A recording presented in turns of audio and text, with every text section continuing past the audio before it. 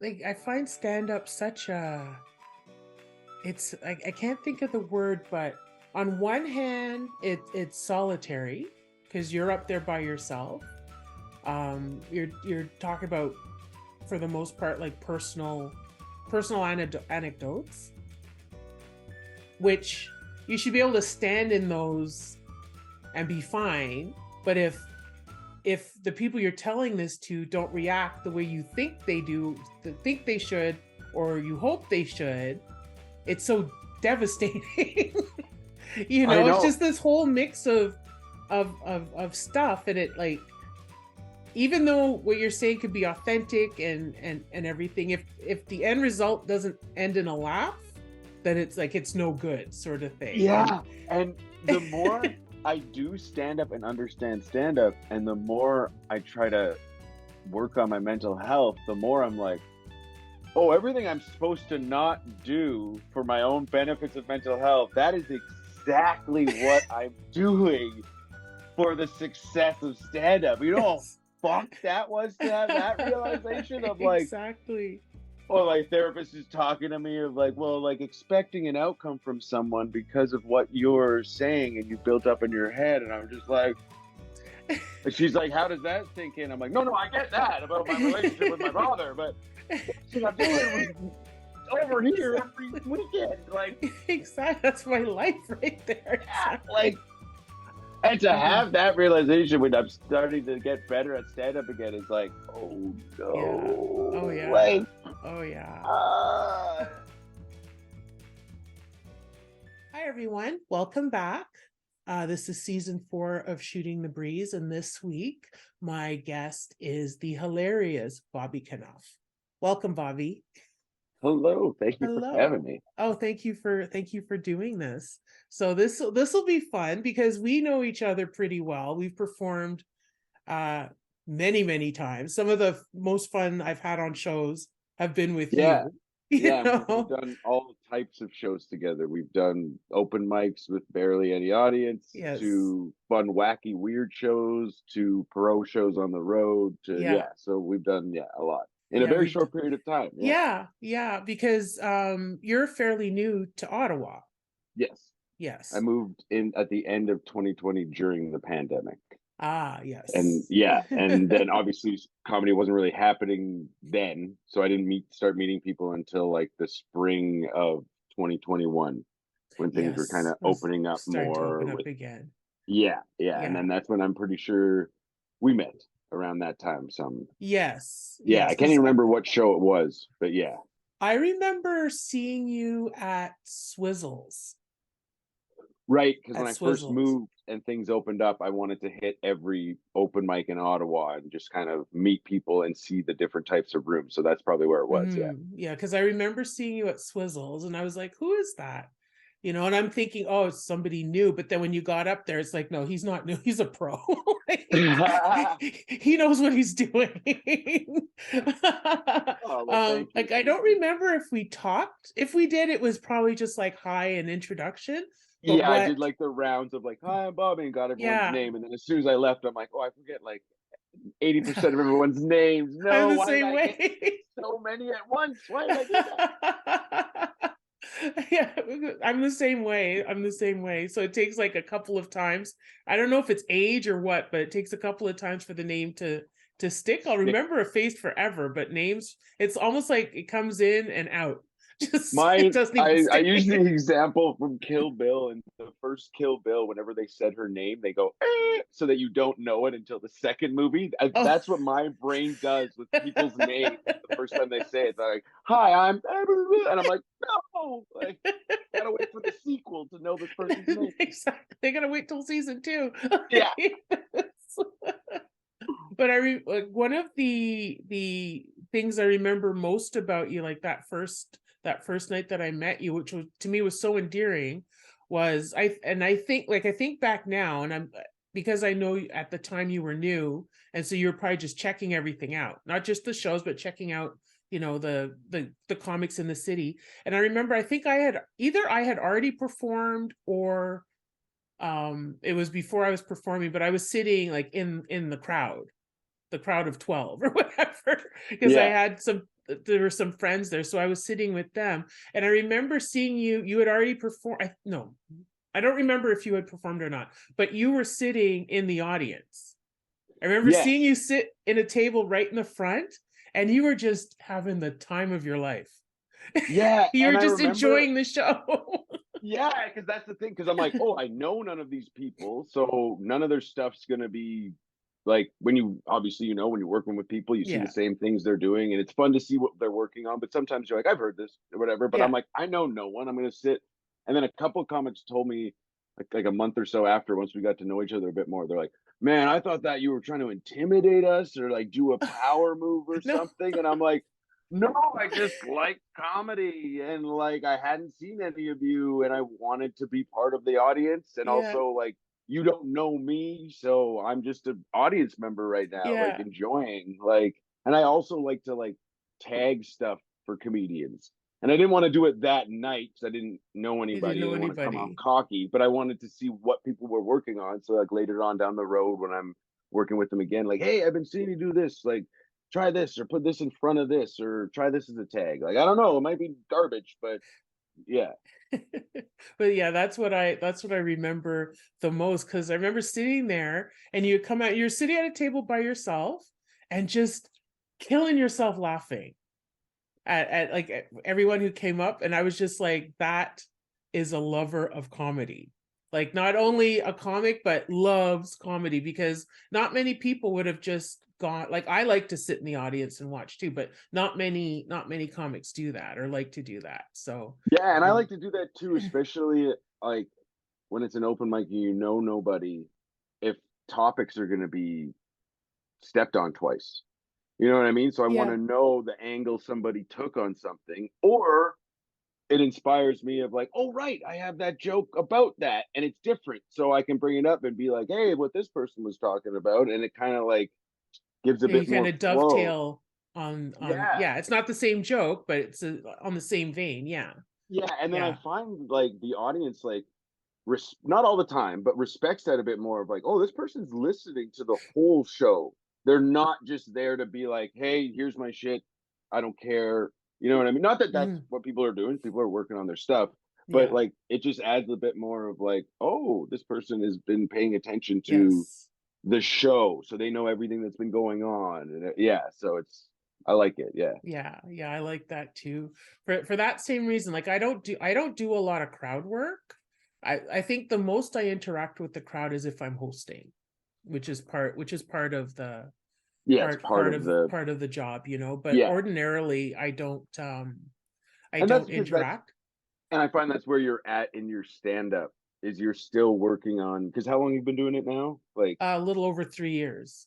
yeah, so you're honing in your longer sets, you're getting more middling spots, so you're like working on getting that timing down. So to throw in a wrench of doing a thing you don't know yet, it's kind of would hurt your that part of it. So I Yeah, understand like in the next coming year, that's when you'll just be more comfortable in that 20 minutes and want to play around with that and be like, exactly. oh, I can do some crowd work here, or I can risk doing crowd work here and it not working because I know this following 8 minutes is so good because I tightened it up over the past year. So Exactly. yeah, yeah, Exactly. Exactly.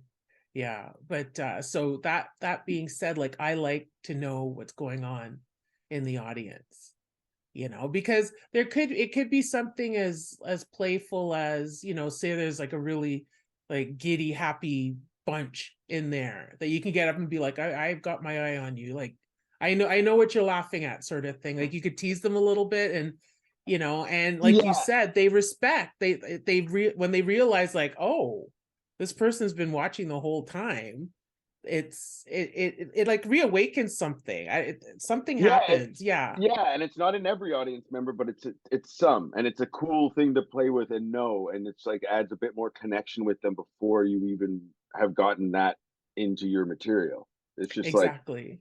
they're like, oh, okay, we were together a minute ago. You were audience, so it's this weird, Yes. yeah, yeah. Yes. And So then especially I if find, they don't know you were a comic, and like yeah, you were chatting with them before the show started, or you ran into somebody in the bathroom, and then they see you go up and you're there. I've seen it happen where they're like, You know, I Yeah, was talking to her outside. I saw her outside. but then I've had it backfire on me Oh, a couple really? times. Not that often, but every once in a while, where I'll be talking to someone at the bar or whatever, and they buddy up, and then like think they have this other connection with you outside of the rest of the audience, so they start like, "Yeah, hey man," and then you're Oh, like, "Oh yes. no," and it's like Yes. I'm the asshole if I were to be like, "Shut the fuck up, man," because it's like I started talking to him out there. And it's like, man, we were having this. It would confuse them more than just a Yeah. regular person who does that in the audience, where it's like, Right. no, man, I'm talking to the whole audience right now, not you. You're Not being just to you. selfish. But it's like I'm Exactly. being selfish in this way. It's like I made this little bond, and then it's like, now shut the fuck up. It's like, whoop. Bond is broken now. Yeah, yeah. So it's like I'm like, well, this is kind of my fault, and it was like a delicate way of dealing with it, because then the rest of the audience doesn't know either. So it's Yeah, just they're like, what's happening? What's going on? yeah, so it's like, oh, I made this problem that didn't need to exist if I just would have sat in the green room. You know what I mean? Like, Exactly. Because I know I've seen, I'm sure you've seen it too, where say the host has been talking to different people and ask, what they do. Are they a couple? How long? Whatever the gamut. And then a comic comes out and starts asking these same people, what's your name? What do you do?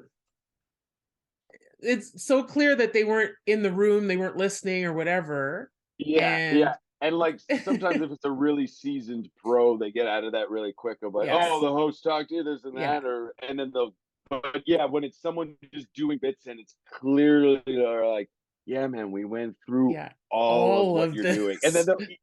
they'll even do a joke that the host did. And you're like, yeah, man, This you're has not been really done. feeling it Stop. right now because it was just an off the cuff thing, but it's so uncomfortable for everyone, and It that's why you're. is. And then the comics are like, what the fuck? That was kind of What's funny. I didn't happening? know. Yeah, yeah. Like, 'cause You you're guys making don't get it. You just don't yeah, get it. yeah. Like, no, you just were not paying attention. But Because a podcast, I was listening, this was a few months ago. I was listening to a podcast and I can't remember who their guest was, but they talked about that. They said the guest had said that somebody earlier on in the set, whether it was the host or another comic, had engaged the audience, like asking them like what they do and all of that stuff. And a comic got up and started to do that.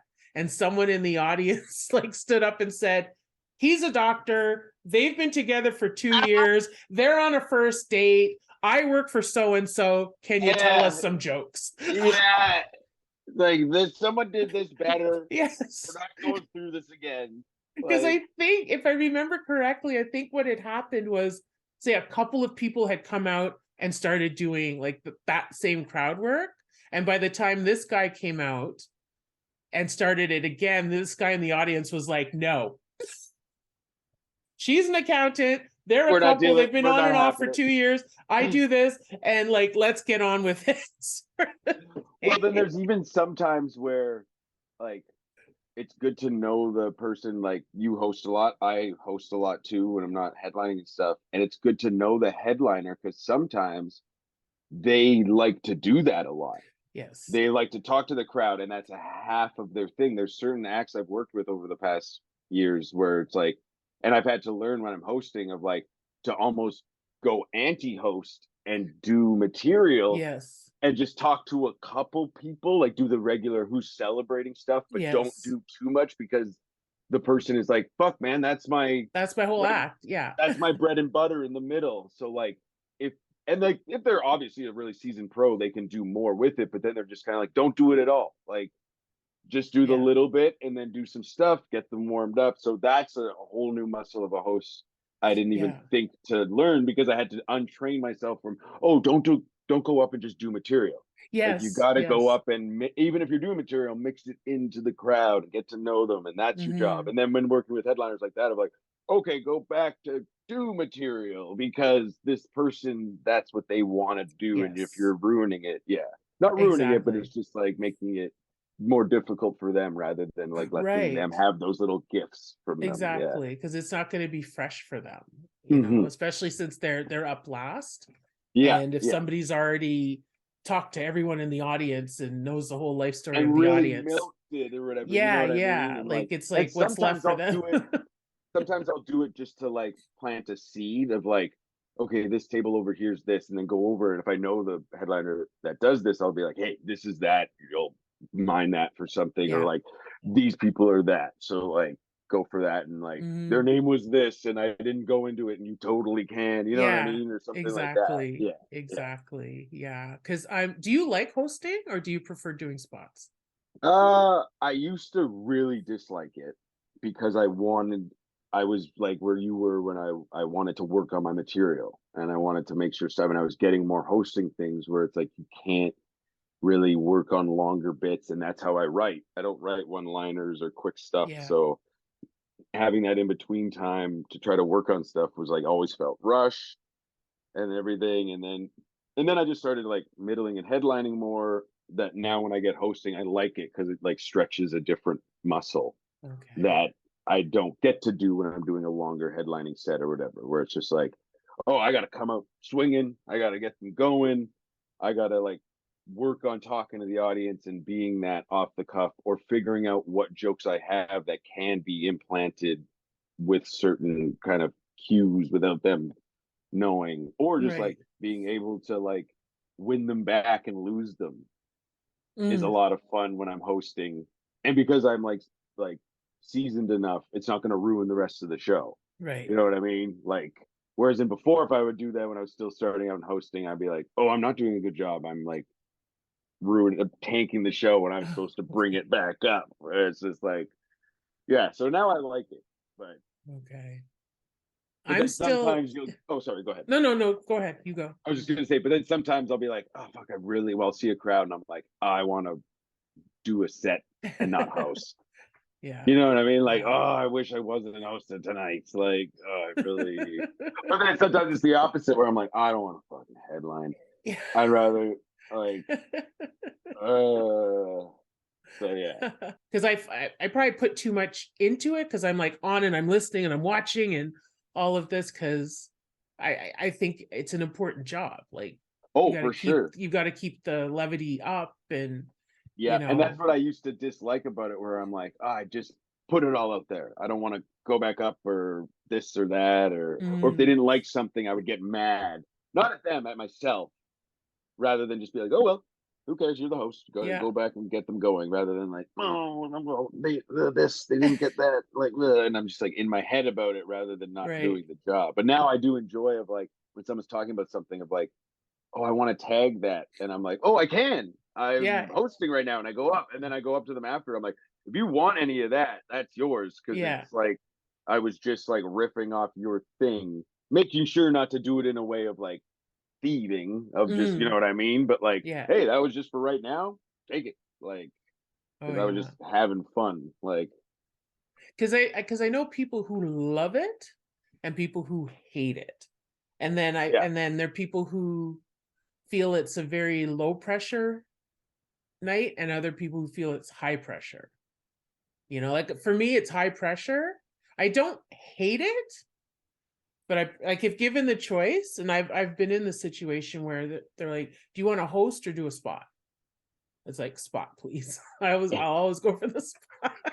yeah. And I You used know? to be like that too, Yeah. but now I'm like host because I actually get a bit more time, and I Mm, can test my writing out more, like on the right. spot, kind of coming up with stuff. True. That's But true. then the thing that blows my mind about the general public and their understanding of stand up, there's a lot of things that like people don't know and comedians make fun of like, you believe people don't know that? It's like, yeah, of course they don't Yeah, know they that. They don't. don't Of course, how do could this. they? How would They they? go to maybe one of these a year. Sometimes it's people's first time, everything.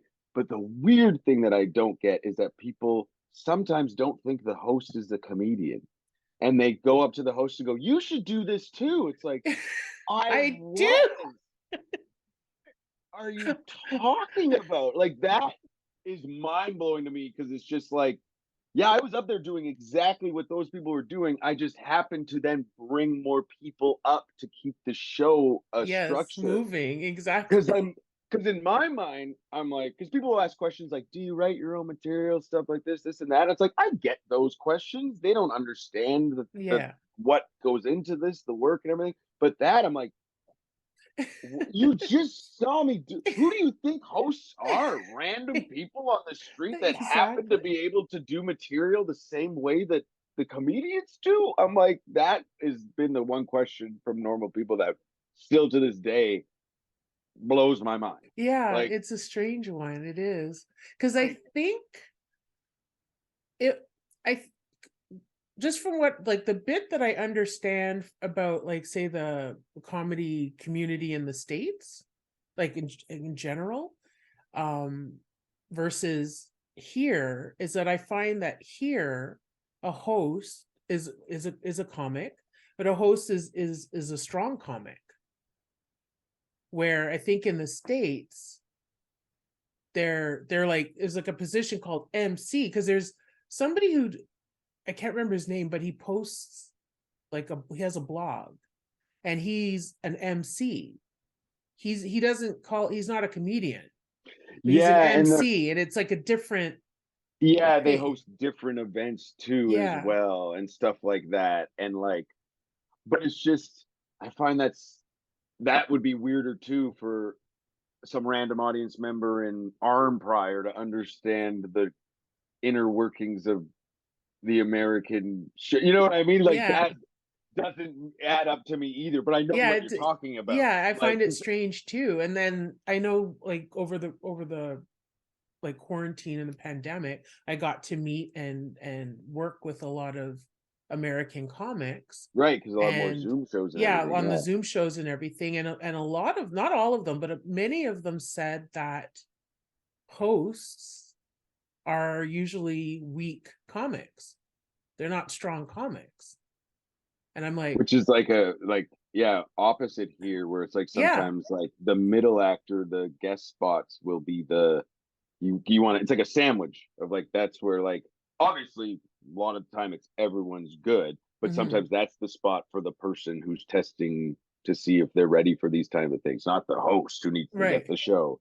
But that's also a exactly. Canadian thing of like there's not as much work here that we need to swap out a lot more because That's that blew probably my it. mind. Actually, did kind of like make me go, "Whoa!" When I moved to Toronto when I was younger and saw headliners hosting, I was Mhm. kind of like, "Oh, what?" It's like, "Oh yeah, that's there's That's not how it's that many done. Yeah. clubs. There's not that many weekends. It's another job that weekend." You know what I mean? Where it's like Mhm. that's a Canadian thing I find because of just the amount of space in between the amount of gigs. So Yeah. comedians stay in their little hubs unless they're touring and like you stay and you're like Ontario tour or East Coast tour, unless you're doing an actual tour. And I'm not insulting people's tours. I've done Mhm. that. You know what I mean? It's Yeah. four things in Northwestern Ontario. It's a tour, but like Yeah. because it's like it's the only thing you can get to get enough people to come to that. So then it's like we have to swap the spots of like Right. hosting and middling and headlining because it's just yeah, just the Mhm. lack of work and space. That's Because what I actually think. I one of don't the know. clubs here does that. Like uh 1 week your head I don't know which one comes first, but 1 week is headlining, 1 week is hosting. Yeah. And it's just It's like, and yeah, then that's good for you because then you get 2 weeks of work. 2 weeks Exactly of that, work. because Yeah. there's not enough to drive to get that consistent work in your own little spot. And that's Hmm. why I guess it makes more sense in the States to have MCs because there's so many more shows going Right. on that That's you need true. people to just put these things on. And that's where I've also seen more shows in the States have like a radio DJ as the host Mm. or a local like news or TV Person. person as the Right. That's host. true. You'll see that That's true. happen a lot more often there than here. Kind of just happens for like weird special events or charity events where you'll have someone like that be the host Right. or whatever. Yeah. Yeah. Because I think yeah, because I think every comedy show I've been to, whether I've been on it or just a viewer, it's been hosted by a comedian.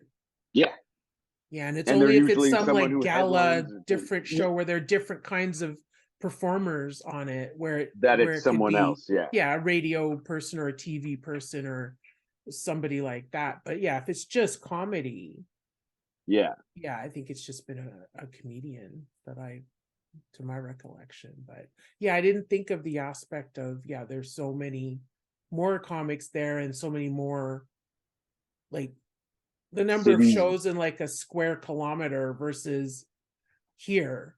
Yeah, like us to get Far to more. another good gig and not just some really small one. That's why we do a lot of these smaller ones, because it's like, but even that distance we go to a small one is like the distance they go to another big city for Mm-hmm. a comedy club, and Right. another. So you can do like a tour that's actually a tour of Clubs. things. Yeah. Yeah, and Yeah. not just like two and then a bunch of random bars in the middle of nowhere. And that's Exactly.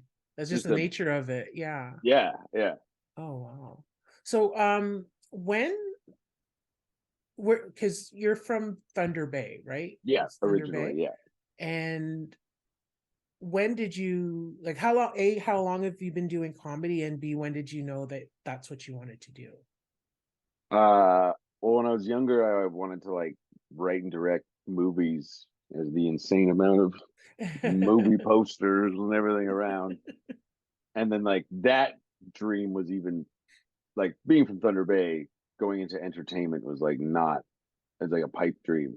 Like it already is a tough industry regardless, but like there's no scene there or anything like that. So like one like the college had a film program and everything like that, but I was like, I want to go to Hollywood or even Toronto, where like actual films are filmed and everything like Mhm. that. And so I was thinking about going to film school, and then I was like getting really into stand-up comedy and like buying stand-up comedy albums and stuff like that, and just getting into it, and then just like performing more at my high school for different events and stuff like that. That I was like, oh, I'm gonna try stand-up, and then I got really into that, and then I was like seeing a lot of like comedians I liked or different people in the arts starting something and then go into writing or go into film or stuff like that. So I was like, oh, I'll go into stand up and then do that for a few years and then break into writing and trying to get into film and everything. And then obviously stand up is a obsession and a full-time thing. Yeah. So starting it, I like found Humber College in Toronto, because being from Thunder Bay, I was like, couldn't just move. I could have just moved to Toronto, but I was like 19 and I needed like a base of something. So I found Mhm. Humber Comedy Program and stayed in residence. Moved when I was 19 and then been doing it ever since, just in Toronto. So that was when I was 19, so like 2005, 2006. I wouldn't really say those first few years. Like I was doing it, but I was doing like open mics and like just random things and shows Right. through the school. And then, but that's how long I've been like doing it like on a Okay. stage in Toronto, and then lived in Toronto all the way until 2020. So a good Oh like wow. almost 15 years there. Wow. Yeah, Wow. yeah. Because I'm always fascinated when because I started late in life. I'd wanted to do it since I was like 15, but was afraid and other things. So I didn't do it till much later.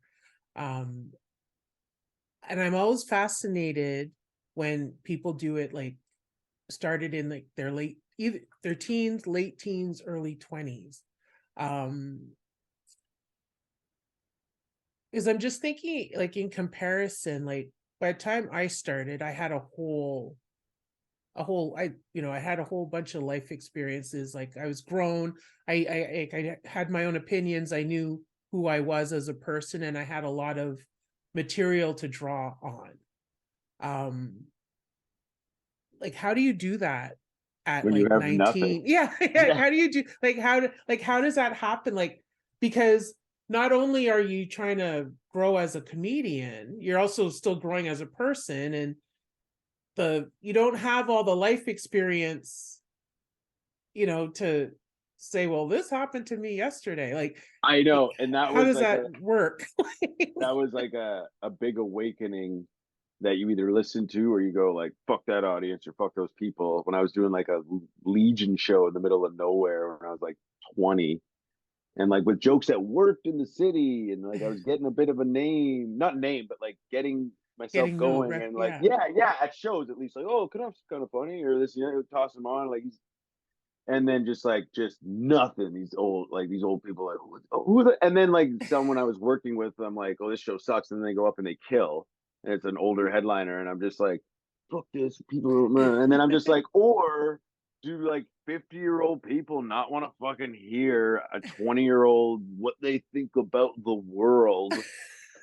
It's like, You know kid, what you I don't know shit. Yeah, yeah, and I didn't. And like, you know what I mean? And so it's like, and now I get to go and hate them for a different reason. Like I'm just like, fuck it. You know, I'm right now. No, no, but like I think about that a lot because I know a handful of comedians that did what you did, where they started later in life, of like actually had a life experience. And then I know a lot of people that started really young, and I go like, what's better? Because like, yeah, I got really good at being on stage and I got very comfortable at that, but I didn't have a voice in life. So my stand up voice kept constantly bouncing around. Whereas if I had lived some life first, and then I started, would that have been easier to get to Mm, faster, like my comedic voice, because I already understood myself a bit more. yeah. But like, Yeah. it was like trying to be two different people at once Yeah. and That's what grow I both was. those things. Yeah. And it Yeah. just kept like, sometimes would go really well and sometimes would just demolish my life. And like, and then I'm happy for that in some reasons, because I'm like, my drinking and my drug use got so out of control so quickly that I had to correct it. And I'm like, oh, if I didn't do this in life and I just would have like micromanaged my addictions and kept going like, this is fine, the amount that I'm drinking and everything, because Mm, I'm doing my job or this and that, where it was like, yeah, it's a roller coaster of like trying to figure out life and trying to figure out this. And I almost ruined both my oh, okay. stand up career and my life because I wasn't focusing on the right things in either one. And then it was just like, wow, this is so like, I wish I didn't, like so many times I would like, I wish I didn't spend so much time doing stand up. Mm, Like in my late 20s when I was like really understanding like I have a problem, but it was still drinking and doing a ton of blow. But I was like, this isn't good. Like mm, that voice in the head, back of my head kept getting louder of like, you got to stop or this is going to end really, really yeah. bad. Like, and I'm Oh, like, yeah. why have I done so much? And then I like, there was only two people to talk to, was like friends who didn't go that route and went and got jobs and working on like, a bunch of them were getting married at that point and like getting homes and stuff like that. And so like, and or a bunch of stand-up people who were battling their, And the same, yeah, battling their own demons and yeah, in the so it was same like boat. Yeah. yeah, so it's like these people couldn't relate at all because they're like, what? And then these people, I'm like, I don't want to relate so much in this way. And now I find a lot of comedians are getting sober and bettering themselves. Yeah. But That's what I've that was noticed. like 7 years ago. 7 years ago, when Coke was just running rampant through the stand-up scene in Toronto, and it was just like, and again, I'm like, this weird thing of like, I'm thankful I started doing a lot of Coke because it put a magnifying glass on my drinking. It made me go like, whoa, this is out of control. Like, Wow. yeah. So, and then that in a weird way, I was like, oh, there's a bunch of life experience. Yeah. And And now, unique. Yeah. yeah, and now I'm finding I'm actually starting to find my stand-up voice. Like when I put out my first album that I recorded at the end of 2019 and I put it out during the pandemic, I'm proud of those jokes because that was me starting to find out that real stuff about myself and turn it into material and not just jokes that are funny. Like for the first like 8 years of my life, like I wrote maybe like three honest jokes, but they were all just weird conceptual stuff. And it was Okay. working, and audience liked me, but there was no connection to it except when I would write that honest stuff. But I was so scared of it because I was still drinking and trying to figure myself out that it was like, oh, I'm going to stay away from that. But I'm like, Mm. no, that's the goods. Yeah. That's That's the the stuff. stuff. But I Yeah. couldn't, yeah, but I couldn't handle it in my regular life. So how could I turn it into material? And I was Yeah. just hurting Especially if you myself. were still in it. Especially if you were still in it. Like, yeah, that would have been like impossible. Yeah, it was like then the ups and downs were really up and really down. And so it was like, whoa, this has got to. So then I started getting sober, started writing more stuff about that finally after a year of being sober. And then I was like, okay, this it feels like I'm starting stand up again, but with a point of view, like about Yes. myself, Yes. which then I Yeah. can have a point of view about other things because I've gone through some stuff. Like, Yeah. because when you start when you're 19, I think, or not just 19, any age like that, you're very much regurgitating your favorite people, but through Hmm. your own experiences, but just them. Right. Like, Right. and that's fine. We all start like that, but you Yeah. got to get out of that. Like, and if you don't get Exactly. out of that, you can find success, but then it's kind of just like soulless. Hmm. Right. Because I know for myself when I first started, because comics that are, I'd say most comics that are my age have been doing it for 20, 30 years, ages. And I've only been doing it a little over 3. And I know when I started, yeah, I was emulating other comics that I liked, like their style and everything like that. And but I think because I was older, had had a whole bunch of life experience, I found my voice pretty quickly. I think you're frozen. Hold on. Oh, Okay, there you are. yeah, yeah, yeah. I It think we froze. froze for a minute. Yeah, and I was like, oh no, this is so good. Uh, you said you were kind of doing, and then it froze but then because you had life experience, and then it froze. Oh, okay. Because so I was saying that um when I first started, I was emulating like comics that I liked and that I admired, like their style and stuff like that. But because I had lived a whole life, I had a whole lot of life experiences and I knew myself. I think I found my voice pretty quickly. I was And about to say you got yeah, out of that stage a lot yeah, I got faster. out of that stage really quickly because it was like, oh yeah, I've got any, you could throw practically any topic at me and I have an experience. I've experienced it in some way, sort of thing. And Exactly. you Where know, my phase of that took like 5 or 6 years yeah, to and stop. mine maybe took like a year, just Yeah, like because you're getting just like, used to the performance aspect of it, which I'm still adjusting to.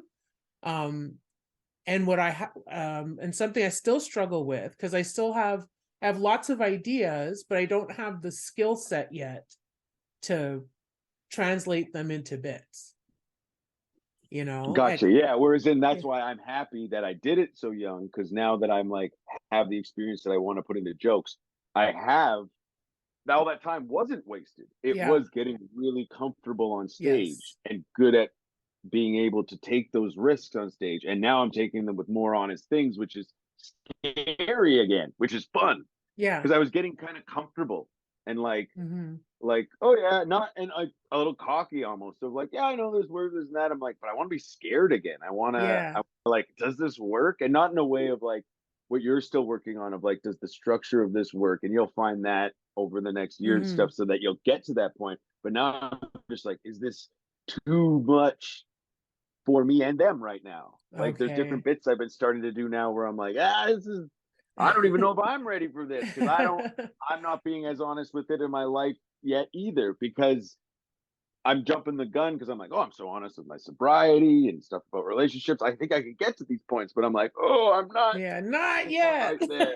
Yeah, but then it's a lot of fun figuring it out with the audience right now because I have years of experience to lean back on. They don't go, what are we watching? They're Yeah, going like, what are we watching? yeah, Like yeah, it's like a yeah. bit of excitement of just like, this is fun. Let's see how this plays out. Yeah. Yeah, yeah. And then when it's like, okay, I've taken them too far in these weird ways, and me too, it's like, okay, reach out of the tickle trunk, grab something good, put it on, and here we go. So then they Yeah. don't feel like that way I would have if I would have just been doing that from the get go. Just like, what are we watching? They're like, what are we watching? Oh, okay, and that was really good.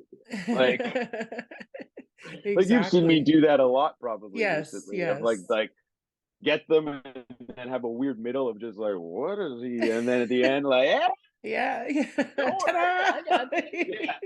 It's like I feel Ta-da! like I'm sometimes like leading like an old like horse-drawn carriage and the audience is in the back and we're going around like a curve on a And they're really like, tight hill, and they're like, what? And then I'm like, don't worry, we're fine. And they're like, stop looking at us, look at the road. And I'm like, I got yeah, I it. And got then they're this. like, It's fine. ooh, yeah. And then like I turn the corner, and I'm like, anyone want some tea? And they're like, oh, this guy's we were fine the whole time.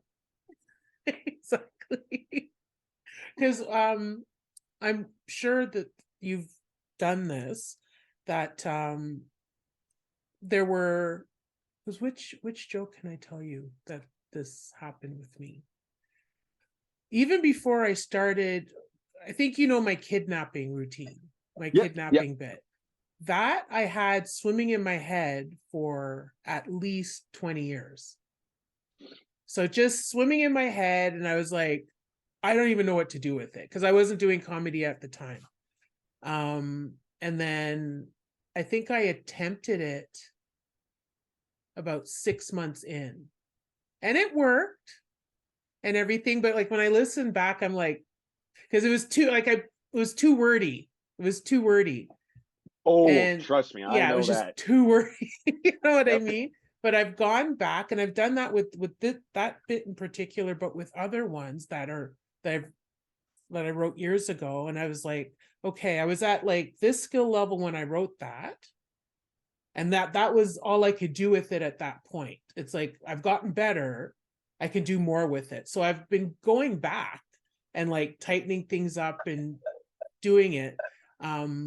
So like that kidnapping joke is one that was in my head. It's been in my head for like 20 years, like I some have. version of it. And it's only now that I'm like, okay, I got it where right. Well, for now, I've got it where I want it. But I'm sure if I listen to it, if I listen to the joke, like if I say from a set from last week, and then I listen to it again 6 months from now, it's going to be different again.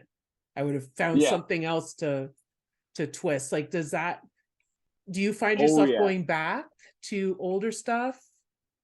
Yeah, because exactly that. Because it was kind of like that experience I was talking about of like being at some legion and a bunch of people like, man, I don't, this 20-year-old or whatever. But then I'm like, but this is kind of funny. You know Mm-hmm. what I mean? It has the seeds, but it's not a tree yet. So I got to just put it in the backyard and water it, but in a way of like not watering it, because you'll see comics do this a lot. And I would do it sometimes. I would start with certain bits of like knowing there's something there, but just hammering too hard at it repeatedly the same way at every show because they know it's It's something got there and this, yeah, there's something there. and Just it can't got figure a it out laugh yet. the first time because they were trying to present it and figured out the spark. But then they're just trying that spark every time and not actually using the spark to create some energy to create something else. So there's been some that I'm like, I gotta shelve that.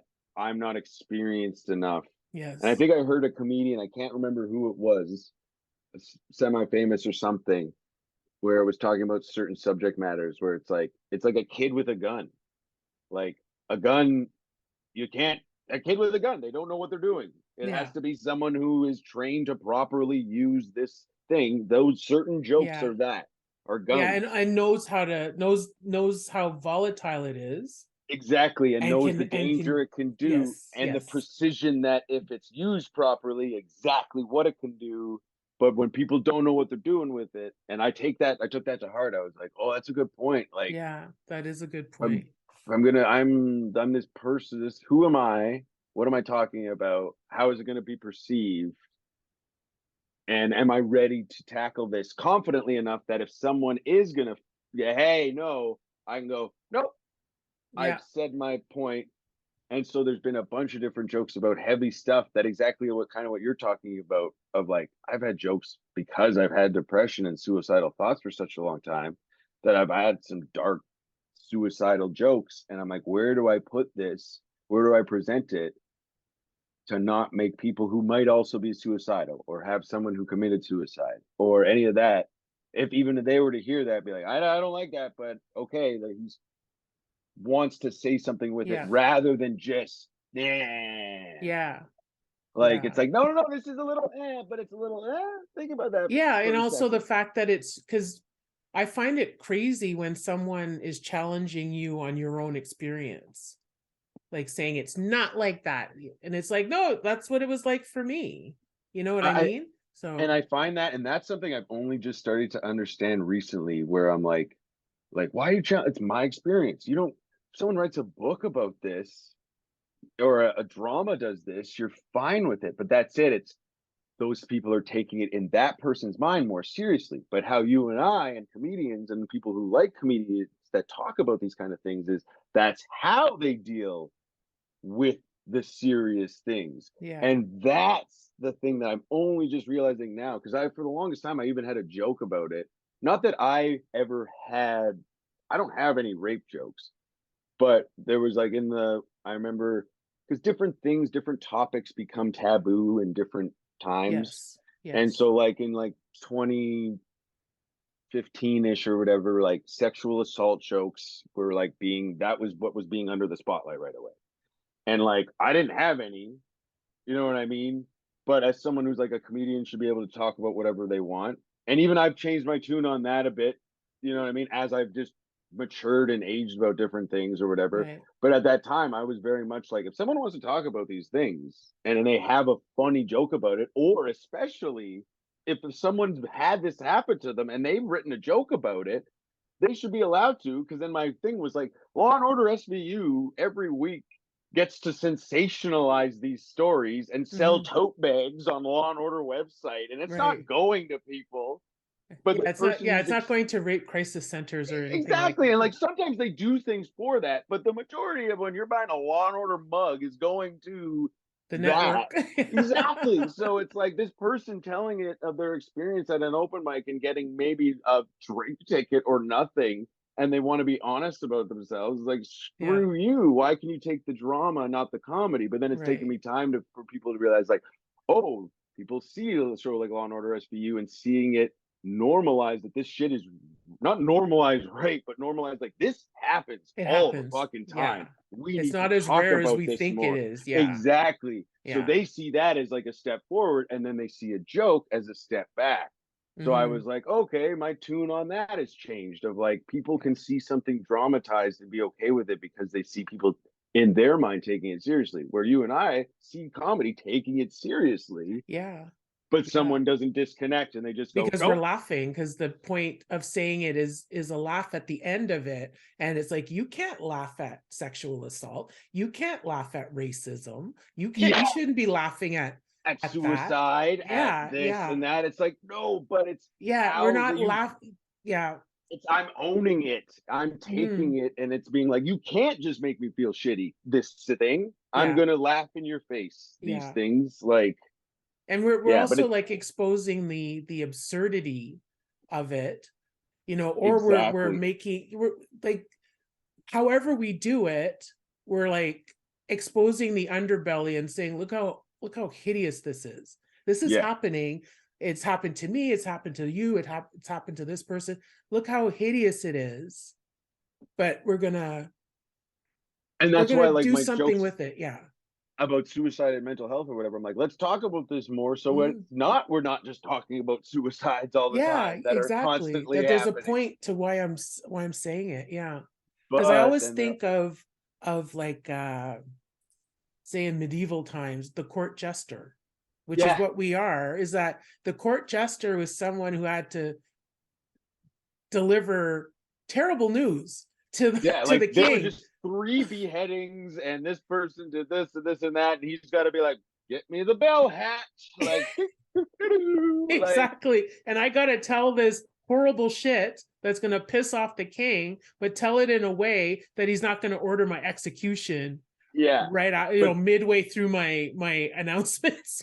yeah, but then I do find though there are a lot of comedians who do like to do that and just say the offensive things Yes, just for that point, for shock and it's value. like, Yeah, yeah, yeah. So it it's gives, and then offensive just to be offensive. Yeah. so it gives these people who complain a little more validity in their complaints, because like you're like, they show you the thing that the person said, you're like, yeah, that is just almost basically hate speech, Yeah. like Yeah. like masked as comedy, or this podcast Hmm. is just three dudes talking about sexual assault as if it's like the good old days, Yeah. but masking it as satire, where I'm like, where was the satire? You know There what was I no mean? Like, satire here.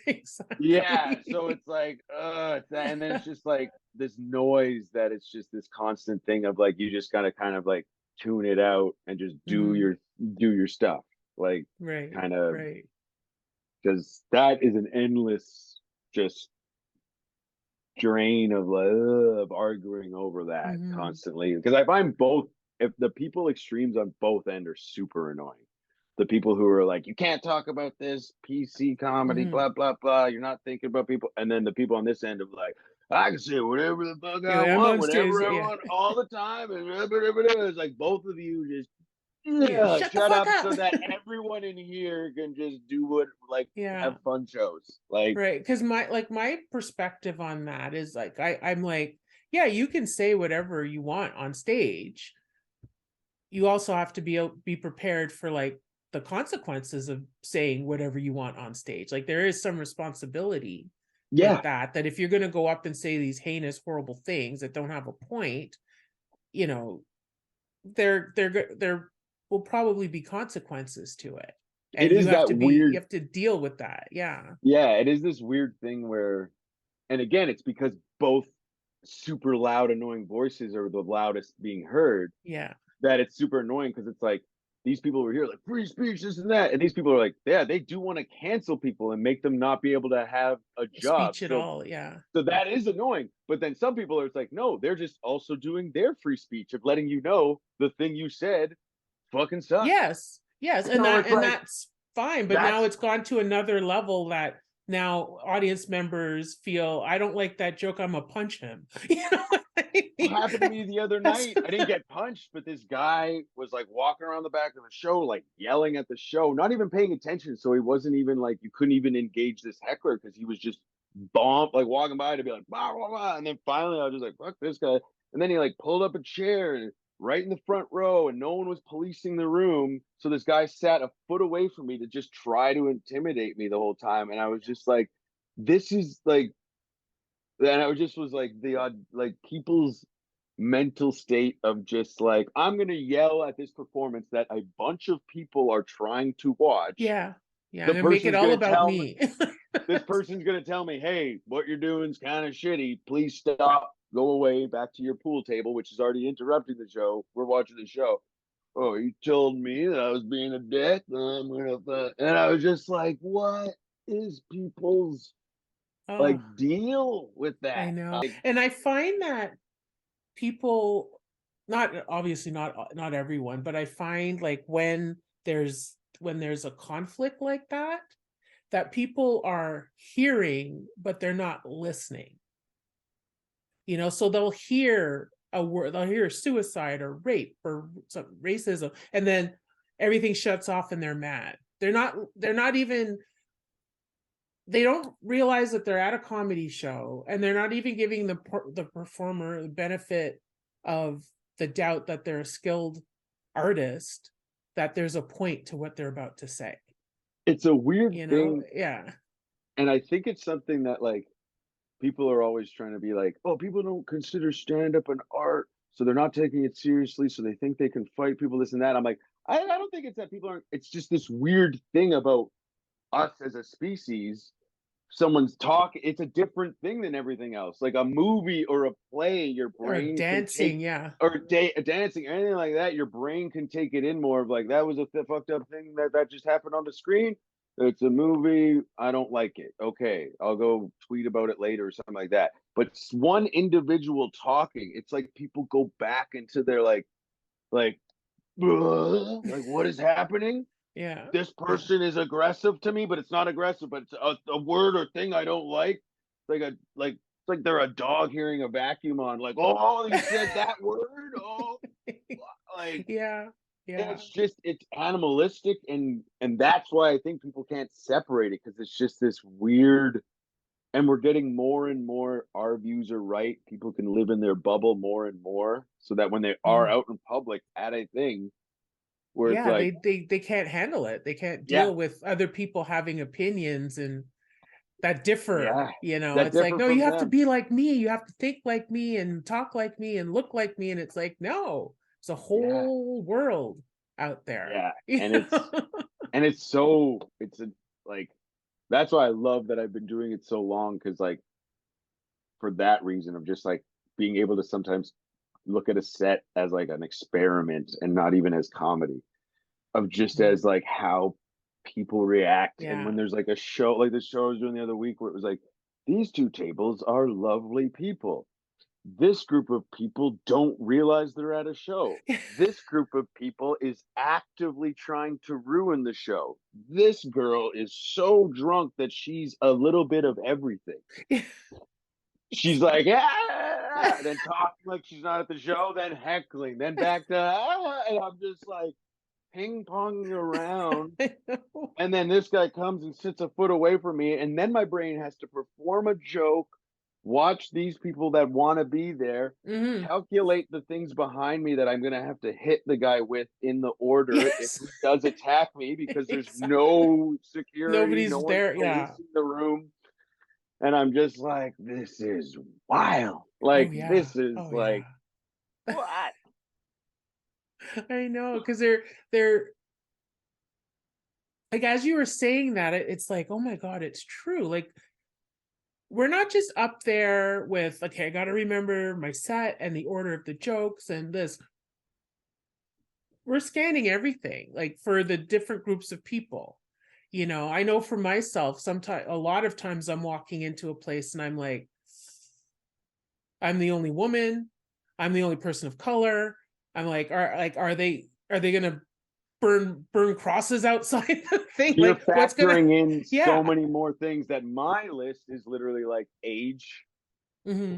like age of the people. You know what I Yeah. mean? Like, because most of the time I'm performing in Ontario, very white audience the majority of the time. So it's Hmm. just like, oh, is this an older group? Is this a younger group? Yeah. Are they super drunk?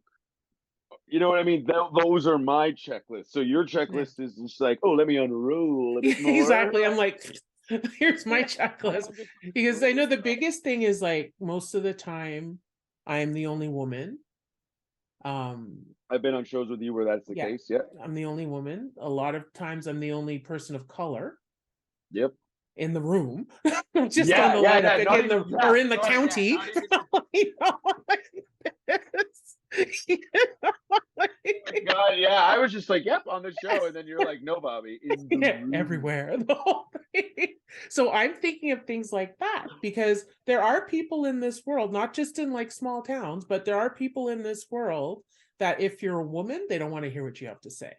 Smoke break. I've Yeah. literally heard Yeah. guys get up. It's like, fine, go for your smoke break. But when you audibly say that, Yeah. you're letting everyone know that's what Yes. you think of this performer Yeah. because of all you know. It's like they haven't even told two jokes and they bombed, They and you got went up on the smoke stage. break. Yeah. Yeah, because then I'm like, yeah, fine. You didn't like their two jokes, and you're like, oh, smoke break comedian. But they'll literally just see or hear the name. Yeah. And they're like, Hear the I'm out of name. here. Because Oh, I've woman. seen it. I've Yeah, seen I've it. seen I've it seen happen. this happen too. I've worked with women Yeah. who I have buried me, and the people, and even on the show, have done better than me. Will come up, walk by us at the end of the show, like, "You were great, man," and then nothing to her, and I'm like, "She did better." that That's insane. yeah.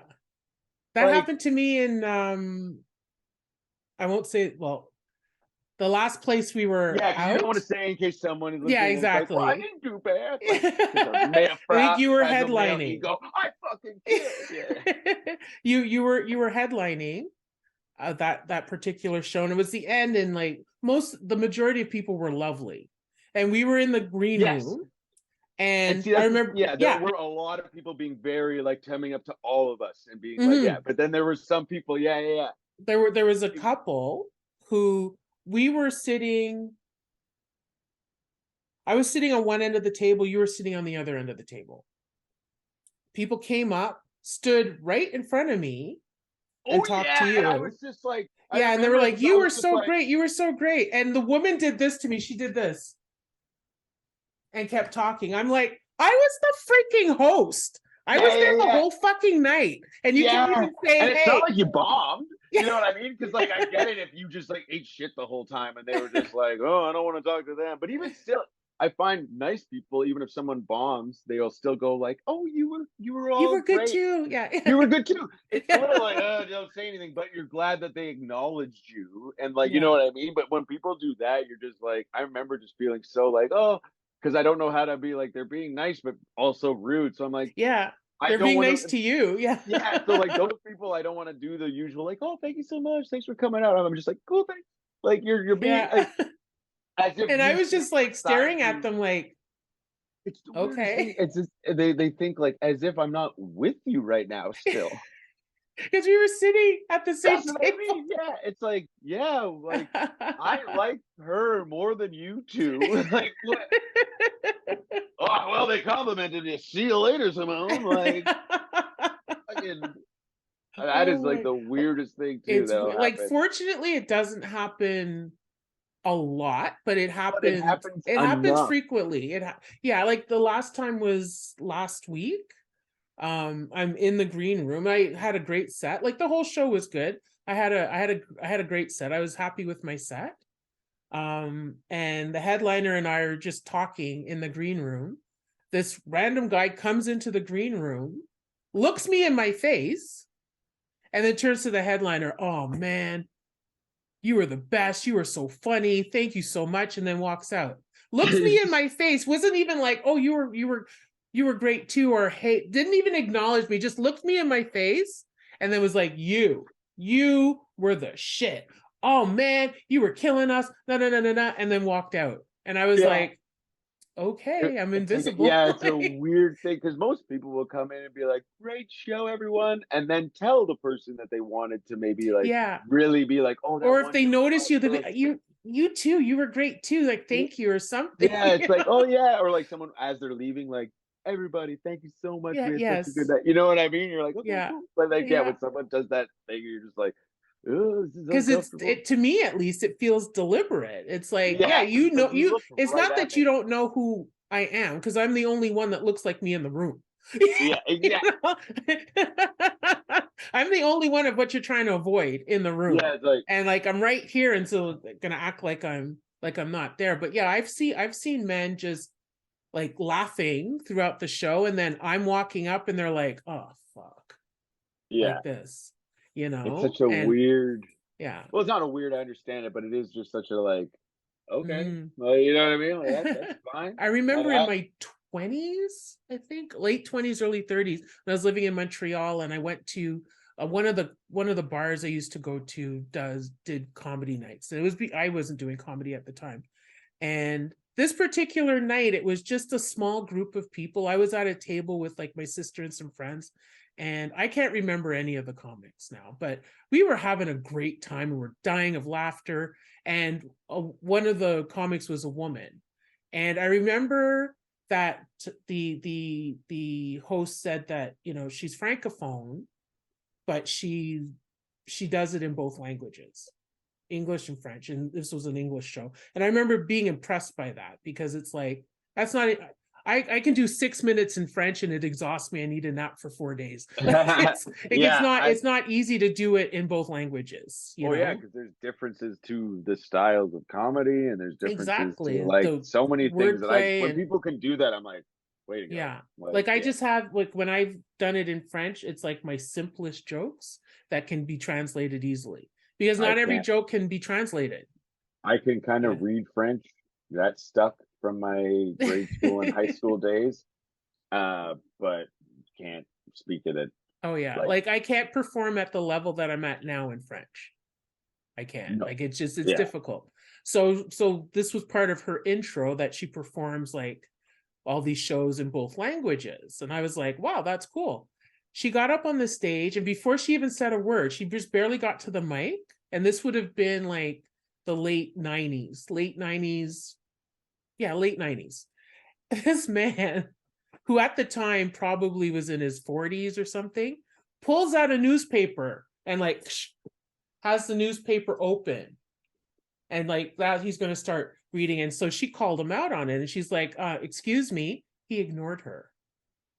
She's like, that's rude. You didn't do this to any of the men. And he's just like, And then he got annoyed because she dared to talk to him. He folds up his newspaper and walked out. And then came back in after she was done. And luckily, it was either the host or another comic called him out on that.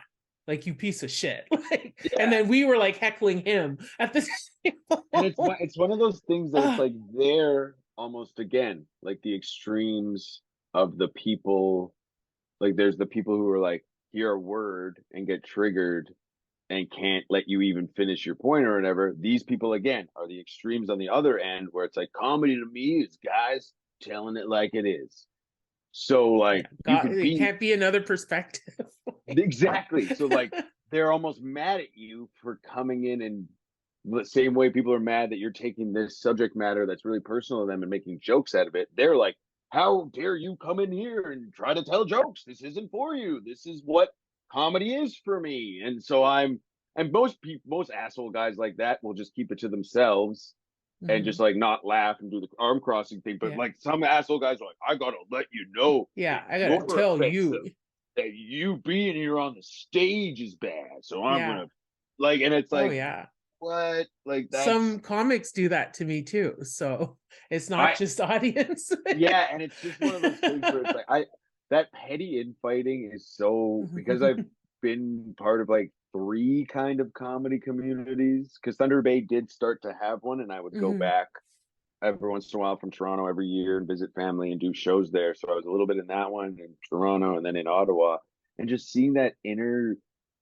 like fighting shit and just opinions about people when it's not based on anything. Like, that guy owes me $1,000 or something. You know what I mean? That's like, a different story. It's like, no, don't work for that booker. He doesn't pay people. He doesn't pay, like, you know, or like, she like, is like, does not do what she said she's gonna do at the show and everything like that. Like, that's legitimate infighting. But when it's just like, and then like so funny. And as someone who tries to like most people, or see a good part of people, and can do it, like, I've managed to actually, and like, some people, and I got where I used to, when someone would say like, oh, I hate that person, I wouldn't say I'm friends with them. I wouldn't join in the dog pile of bashing, but I would say nothing, and then I wouldn't go tell that person infighting or whatever, because I'm just like, oh yeah, those people don't like each other. I'm friends with them, and this and that. But now I just kind of go like, I don't care. Like, I like that. I work with that person, or like, that's fine that you hate them, but also it better be fine that I don't. Because that's what I found, is like, some people like want you to hate the same people that they hate for their petty reasons. Where it's like, you can hate them. Yeah, I don't have the same petty issue with that person, so I'm fine with them. Sing kumbaya and hold hands together, but you should be adult enough to let me be friendly with that person without you taking it as a weird slight, or you being like, oh, you don't know them, or I'm like, okay, or maybe I'm not putting them in the box of them offending you that 2 times that you've labeled that's their whole existence. Like, and I've only been able to do that because I used to do that to people. Like, you know what I mean? Like, oh, that guy said that at that open mic. Piece of shit forever. Like, such a dumb way to go through life. Oh yeah, it's exhausting too. Like, that's too much. That's too much energy. I forgot. It's a thing I'm trying to work on as a bit or whatever, but drunk grudges that only happen when I was drunk. And so I don't open up a Pandora box. Yeah. So now I literally said hi to people in Toronto. I'm like, oh, hey. And they kind of look at me like, why the fuck are you being nice to me? And I'm just like, oh, are you a drunk grudge that I don't like me, but not at all, but in my mind totally did when I was drunk. And whenever I was in that mode, like, I'm a sleeper cell agent, like, hit the certain amount of shots, line of coke, Brad's an asshole. Like, you know, like, but when I'm not at that level, I forget what they did. You're like, oh, Fred's nothing. Cool. Yeah. And the thing they did to me that slighted me was probably be like, hey man, you're being a bit of a fucking drunk asshole right now. And I'm like, you piece of shit. Like, Oh, it's so Oh my funny. god. So watching it now, like, and then when I first got sober, I tried to help people and be like, no, this person's not, you didn't see it You just from don't know there. them. Yeah, yeah, You yeah. don't And then know I'm their like, heart. yeah, and then I'm like, oh, this isn't helping anyone. I can just be friends with who I want to, and if Yeah, people want to hate exactly. people, Yeah. cool or Yeah. whatever. It's when people start spreading shit about people and stuff Yeah. like that that you're like, That's not that's cool. when you're kind of like, did that happen to you? Do you know that? Is that a Exactly. thing? Do you know the other side? Maybe think that, but shut the fuck up. Yeah. Yeah. Yeah. Like, Spreading stuff about people is not a good look yeah, on anything. And it's like it's not that, oh, you don't have to like everyone. You don't have to like everyone.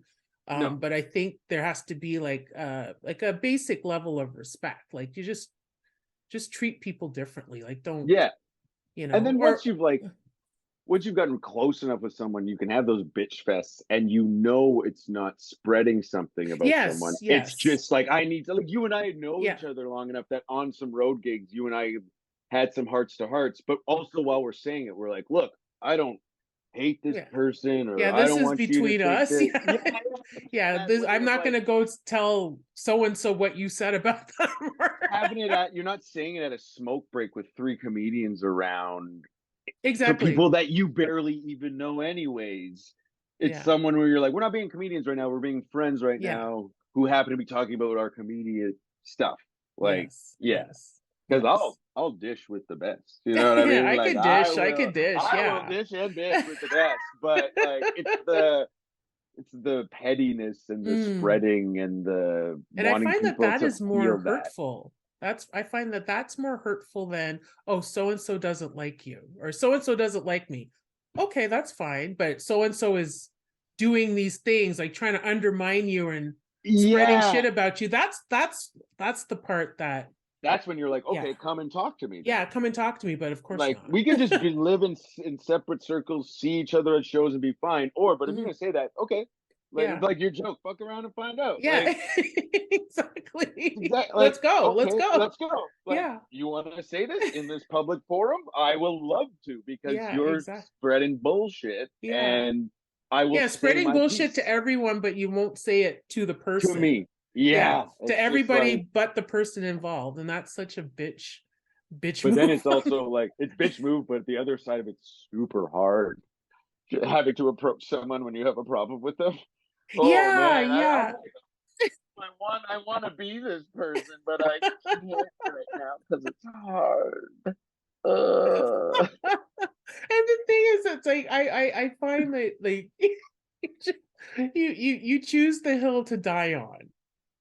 You know what I mean? yes, And it's like if something about someone, I'm not just talking about comedy, like in general. If yeah, something somebody says or does really piss me off or bothers me, I will go to them and say, "Hey, when you said this or when you did that, that hurt my feelings." But I would go to that person. I'm not going to do some vague post on Facebook yeah, or record a video or do something very passive yeah, aggressive. I'll tell you directly. And if it's something that, oh, it's just annoying, but it's not a big deal, I'll leave it. I'll leave it. yeah. I'll But leave then I'll it. also stock that in like my bitch Yes, I'll brain have of it. like, Yeah, I'll have it filed away that. I see you. Yeah, Yeah, yeah, exactly. Exactly. One more fuck up and I'm gonna yeah, unleash it on yeah, you yeah. like this. I'll let that one go, but you do it again, man. I'm gonna fuck you up like this. I'm coming for you. I will cut you. Oh my goodness. Yeah, so I wanted to ask as well. So we talked about how you got into comedy and then we went all over the place for that. Yeah, Um, so you moved here during the pandemic. So yeah. how, like a lot of people pivoted to Zoom, some people stopped performing altogether. Some went in different directions like podcasts or acting or other art forms. Like how did you get through the pandemic? Uh, well, uh, Andre and puppetry. Like I Ah, got a lot better at it because I was only kind of like dabbling in it a bit before the pandemic, done a few shows with him, figuring out his voice, not his voice, I got that down pretty quick, but like his comedic voice and like what to do with him and his point of view. And then over the pandemic, I didn't really want to do Zoom shows because I was like dealing with other stuff, like everyone was, you know what I mean? And I wasn't like writing anything that I felt was funny. I was writing different weird stuff or Okay. working on Andre stuff, but in a way I didn't want to show anyone yet because that's how I was doing it at first, and it wasn't clicking. So I just needed to be alone with this puppet and just talk to him and my girlfriend. There were days during the pandemic, on some days when we couldn't go outside, that like Andre and her would talk, and like not me and her, because like we'd be having a fight about something stupid, and then Andre's like, "Man, this guy's a bit of a," and it's like without talking about it and sounding too crazy, it like helped me through a lot because it like brought back that childlike curiosity about comedy and like what finding funny about like puns and just mistaking Yeah, things and like looking at things from just like an innocent point of view of like right. maybe it's not bad, maybe it's good, like, and then like and then that point of view has turned into some of his reoccurring bits of like hearing human sayings and then putting them on their Yeah. head and twisting it, and it's just like but it wasn't anything I was presenting to anyone. And then moving to Ottawa and starting to do like my girlfriend and I were like, Erica and I were like, we need to have work because we're gonna go crazy. And like Mhm. I was watching some other comedians like mental health just deteriorate, and mine was, and it was Yeah. like got to work, like not just for money but just for something. So we got jobs in fields that were like essential. So she was working at like a hearing aid clinic and I was doing construction outside. It was nuts in the winter, putting up Yeah. siding, and I was just like, what is my life? But at the same time it helped then start writing jokes again because it put me back into my position when I first started doing comedy where I had nothing. Like Mhm. it was like really upsetting for the longest time because I just started doing comedy and acting full time in like 2019. I was like, things are looking up Yeah. for Bobby. And they screech to a Yeah, halt. Yeah. I had a voice in a cartoon, I had a consistent voice ad, and stand up was going really well. And then like the pandemic hit, that cartoon didn't make it into a second season. The Mm. consistent voice thing I had, they were like, we're going in a different direction, and stand up live performance was gone. And I was just Uh, like, what the hell? ah, yeah. And then I'm like putting up siding in December in Ottawa, and I'm just like, what? Learning how to use nail guns and different temperatures of it. This will explode if you put it at this. And I'm just like, this is my life. And then it just like what? Then it just like a lot of dark times and like a lot of like breakdowns and like mornings of just like what the fuck. But then those times when something would like hit comedically and I just start like belly laughing in the dry on the car or whatever, I'm like, oh, this is like when you first started, you had nothing in stand up, you didn't even know if you could do it, you know, you can do it. Mhm.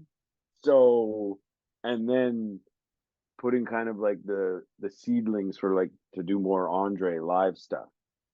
So in Toronto, I'd only done like one big show, but it was at a clown festival, and Andre hosted like kind of like what it is now, but like a weird talk show, and there was like a mission from outer space that he had come to help humans, and there was a lot of theater to it.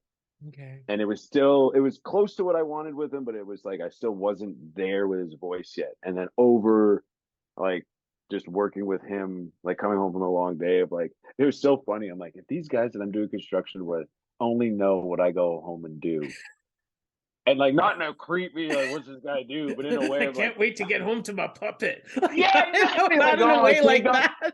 Yeah, yeah, it's like oh man, this guy's weird, but I'm just really like, hey, how's it going? Like, dude, like dancing around, like taking off all this like work stuff, this flannel and everything, and just like, oh man, tough day. Like, okay, here we go. Woo! Just kick back with my puppet. Yeah, yeah. And so like I have so much stuff that I want to do with Andre that I'm only just kind of now kind of presenting to the public and like figuring stuff out with him. Like you were a part of the first Yeah, yeah, Andre it was so show in much the summer. fun. Yeah. Yeah. And so like, and that is becoming its own thing. But then I have like a like a show idea with Andre and a podcast idea with Andre and all these different like weird little things that I've been working on for him that like that's how I kind of got through. But none of Okay. it's really been presented yet, other than like Okay. now the live Yeah. shows and everything. Because So some those people live thought, shows are taking off. They're like doing really, they've done really well. yeah, yeah, and Yeah. we have one actually just like coming up, but like it's one of those things that that's a whole other beast too in producing and everything like that. So then some of the things that I want to work on with him have taken a back seat to do these shows and then my Hmm. own stand up and everything. Right. So it's a bit overwhelming sometimes, and that's where I'm trying to just like work on my mental health to try to get these goals that I want done rather than just be overwhelmed constantly of like, Right. Right. Yeah. Because ah, mental health, yeah, it plays a huge deal because if your mental health, if you're ignoring your mental health or your mental health isn't um in the best place, that affects everything. That affects everything, you know? or if you're, and this is what I was doing, and I noticed I was starting to do it again recently, and I hadn't done it for a while, was putting all my eggs, if my mental health, into the performance. Mm, So if it yeah. went well, I'm Yeah, on you cloud felt nine. great. But if it went bad, holy moly, is it dark? Because it was Mm, like I needed that, yes, and it's yes. like that's not healthy. Like, Yeah, yeah, and so it's like yeah. this hell. It's like, oh no, the thing I do helps my mental health, but also hinders it if I do it in this wrong way. But in the moment, you think you're doing it right because you're feeling great. And so it's like everything's good, and then you're like, oh no, No. like yeah, Yeah, because I find stand up such a it's I can't think of the word, but on one hand, it's solitary because you're up there by yourself. You're talking about for the most part like personal anecdotes, which you should be able to stand in those and be fine. But if the people you're telling this to don't react the way you think they do, think they should, or you hope they should, it's so devastating. You I know, it's know. just this whole mix of stuff, and it like even though what you're saying could be authentic and everything, if the end result doesn't end in a laugh, then it's like it's no good sort of thing. Yeah. And the more I do stand up and understand stand up, and the more I try to work on my mental health, the more I'm like, oh, everything I'm supposed to not do for my own benefits of mental health, that is exactly what I'm doing for the success of stand up. You know Yes. how fuck that was to have that realization of like, Exactly. or like therapist is talking to me of like, well, like expecting an outcome from someone because of what you're saying and you built up in your head. And I'm just like, and she's like, how does that sink in? I'm like, no, no, I get that about my relationship with my father, but what I'm doing was over here every weekend. Like, Exactly. That's my life right there. yeah, Exactly. like, and to Uh, have that realization when I'm starting to get better at stand up again is like, oh yeah. Oh no, yeah. like, Oh yeah. uh, And I've had the struggle with like with medications that it's like, is it gonna dull my funny? yeah, Like I and need to like, take the medication to be able to function and everything, but is that gonna hinder my I know, and creativity and like, stuff? Yeah. and then I've thought that too, but now I'm like on the road of like trying to get a proper diagnosis for I think I might have ADHD just by Yeah, on yeah, and by on yeah. like I'm not trying to be someone who's jumping on the bandwagon. I'm trying to be someone who I'm like almost have been like nope, nope, nope. And then the more I keep reading and keep saying about that, I'm like You're that like is that to tracks. a T. Like Yes, not me trying to exactly. reach of like I'm kind of like this, but a little. I'm like You boop, might as well boop, have your boop, boop, picture boop. next to the Yeah. I'm yeah. like, did I make this? Is that my room? Like, but Exactly. then I also have OCD, and that's been like diagnosed. And I think that's kept the ADHD on a weird, like, kept Oh, it on its toes because OCD needs organization.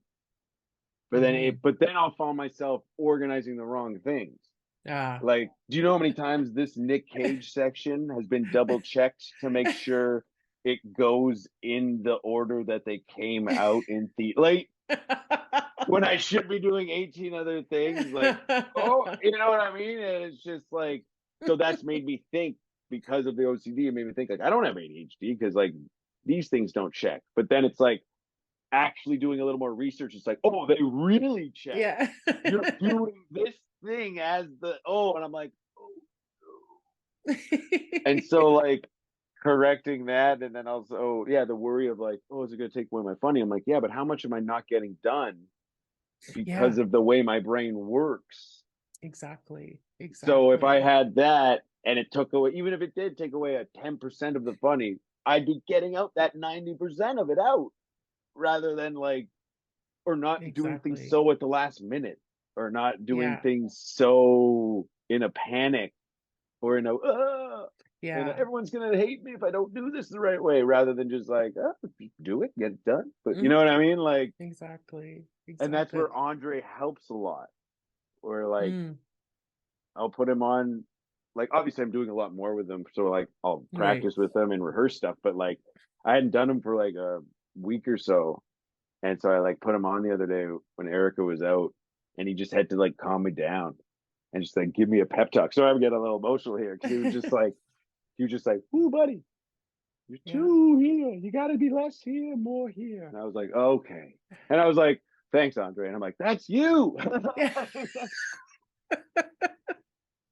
You're But that just shows that sometimes you just need to step away from it. That you yes, just need yes. to take a step back, and like Andre for you is that step back. Even though it's you, it's that It step is. back. It's a step back to the Yeah. point, and that's where I'm like, oh, he helps me so much. I want to infect people with Andre. Maybe not the best word, infect, but I want to like, but I want Andre to do that for people, and that's why I've had people come up and like being like, oh man, I love this little dude. Like, and I'm just like, I love Me you too. too. Like, Me it's just like, too. yeah. He's just such a like the Yeah. feeling I want to give people with comedy.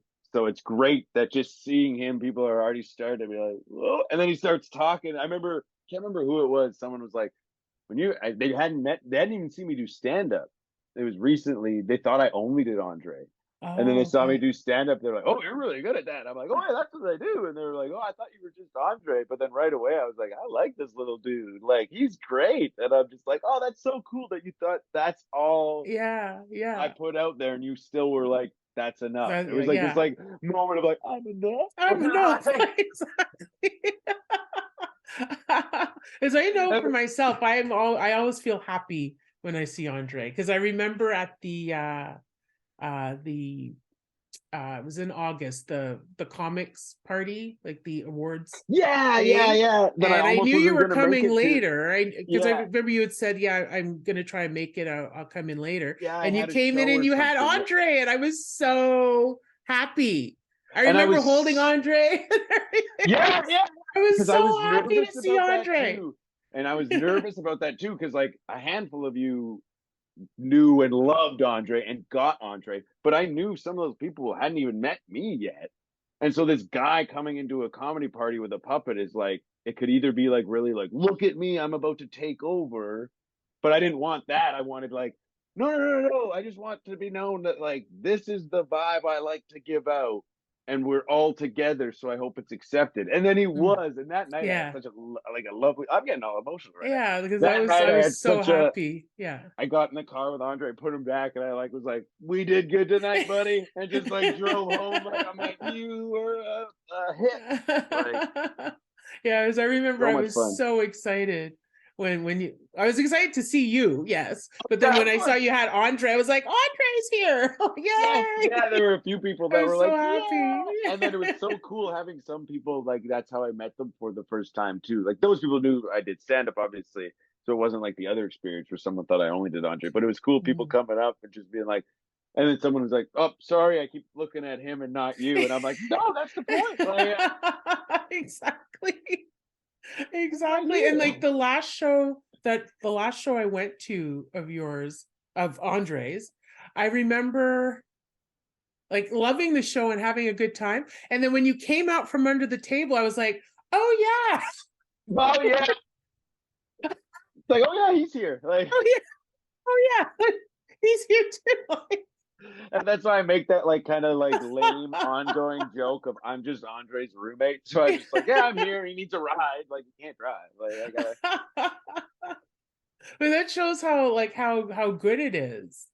You know, They, because the thing is, like, it's not like I'm a stranger. Like, we're friends, and and we've you're just worked like, oh together so right, many times, and I just got lost in on. Yeah, of course, Andre's sitting. Andre. Yeah, Yeah, Andre's sitting up yeah, there it's doing Andre. his Yeah. thing. Yeah, of course. And then when I saw you come out, I was like, oh It was only recently on this last poster. So I've had now 3 shows. It was only on the last poster. Someone's like, "Put your name on it, you idiot!" And I was like, "But yeah, it's like, oh Andre's show." They're like, "Yeah, I know. In your mind, he exists." But like, no one. Someone's trying to find you too, and they can't because it's nowhere on this poster. I was like, "Oh, yeah. fine." So finally, it now has like Bobby Knauff presents Andre the Andre the alien. Alien. That's Okay. comedy, and I was just like, no, I don't like this.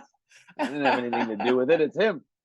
But a question I had about Andre that I've tried wanted to ask and then got distracted with like at other times. Is he a custom made puppet? Like Yes. he's custom made? Okay. Yeah.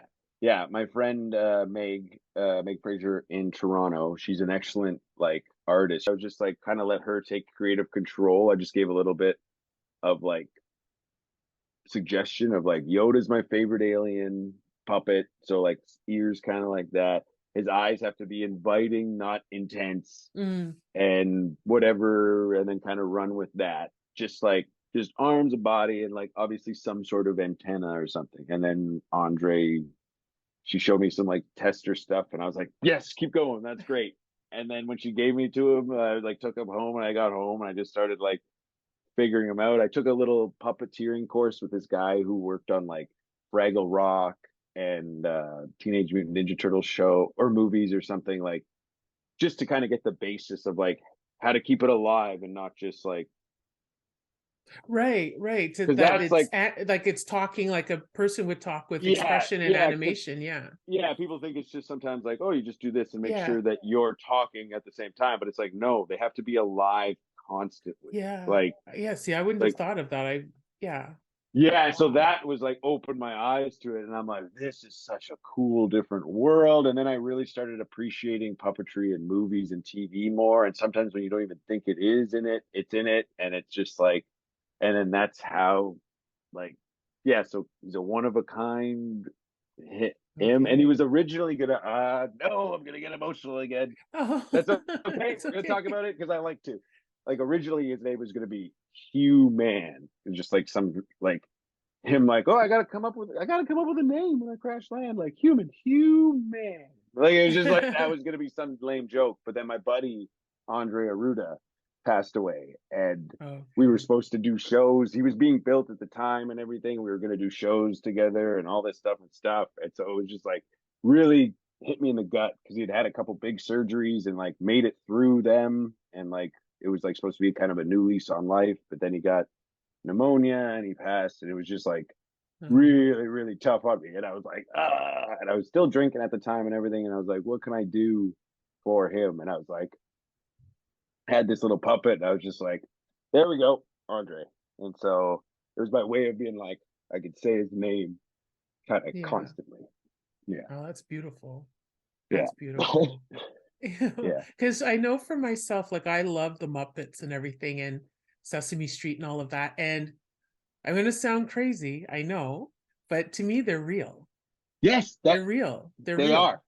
They are. Like And whenever I would see, like, say, pictures of Jim Henson and he's got Kermit on his arm, it's like, it's a little jarring. yeah, it's Yeah. jarring. And I know that, like, if I were to go into a room and just see all the Muppets like in their cases or on like, the things you put wigs on, that would What Andre's on. scar me for life. Like I couldn't see that.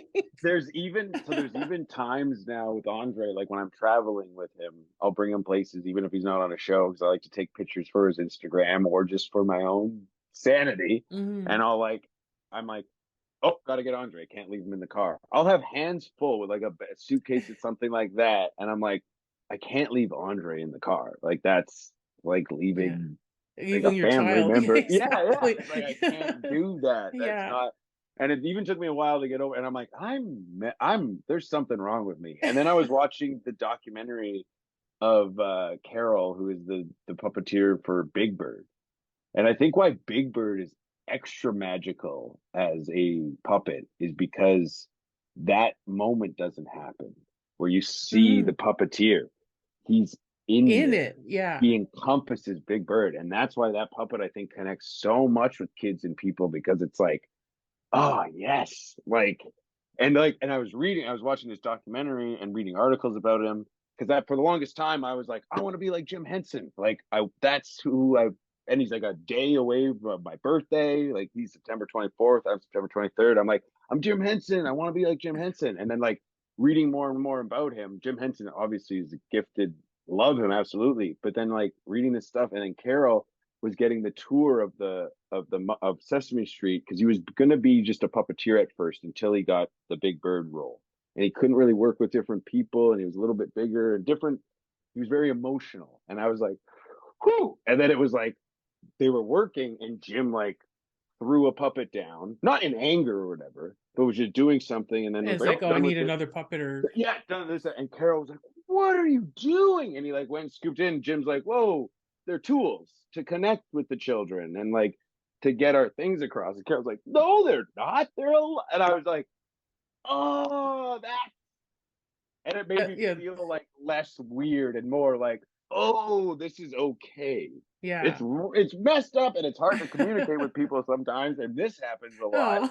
Oh. But then it's like it's okay, and it was like, Mhm. oh, and so, and then it was like hearing how he made Big Bird have childlike, like he was like, how do I figure out this character? Because he was having a hard time being like, is he grown up? Is he that? Is it what's his point of view? And he's like, oh, it's a 6-year-old. So he knows stuff. Kid can put things Mhm. together and understand things, but takes a little while, questions things. He's the good thing. I was like, oh, that's Yeah. what I want with Andre, but how do I do that? Oh, he's an alien. Everything's new to him. And he tries Everything to is see the new. positive side of everything. And it was just like And it he's all, learning and but discovering he's an and yeah. alien, so he's also really smart about other things, and the way he can connect things really quickly with other things is like, yeah, he's not from here, so this is just all new to him. And so Mhm. it just like sends off these sparks in my brain that don't get used in my normal stand up and other things, and it's just like, oh, this is why I want to. Yeah. And that's when I'm finding way more joy out of it, which is annoying because my stand-up's kind of getting to that point, but I don't want to work on that as much. Mhm. And not that I don't want to work on it because I'm lazy. It's like this is what is Yeah. calling me more over here of like, ugh, but it's Yeah. harder, Mhm. and it's a lot harder to find work with it. I'm Yeah. having to create my own stuff where it's like Yeah.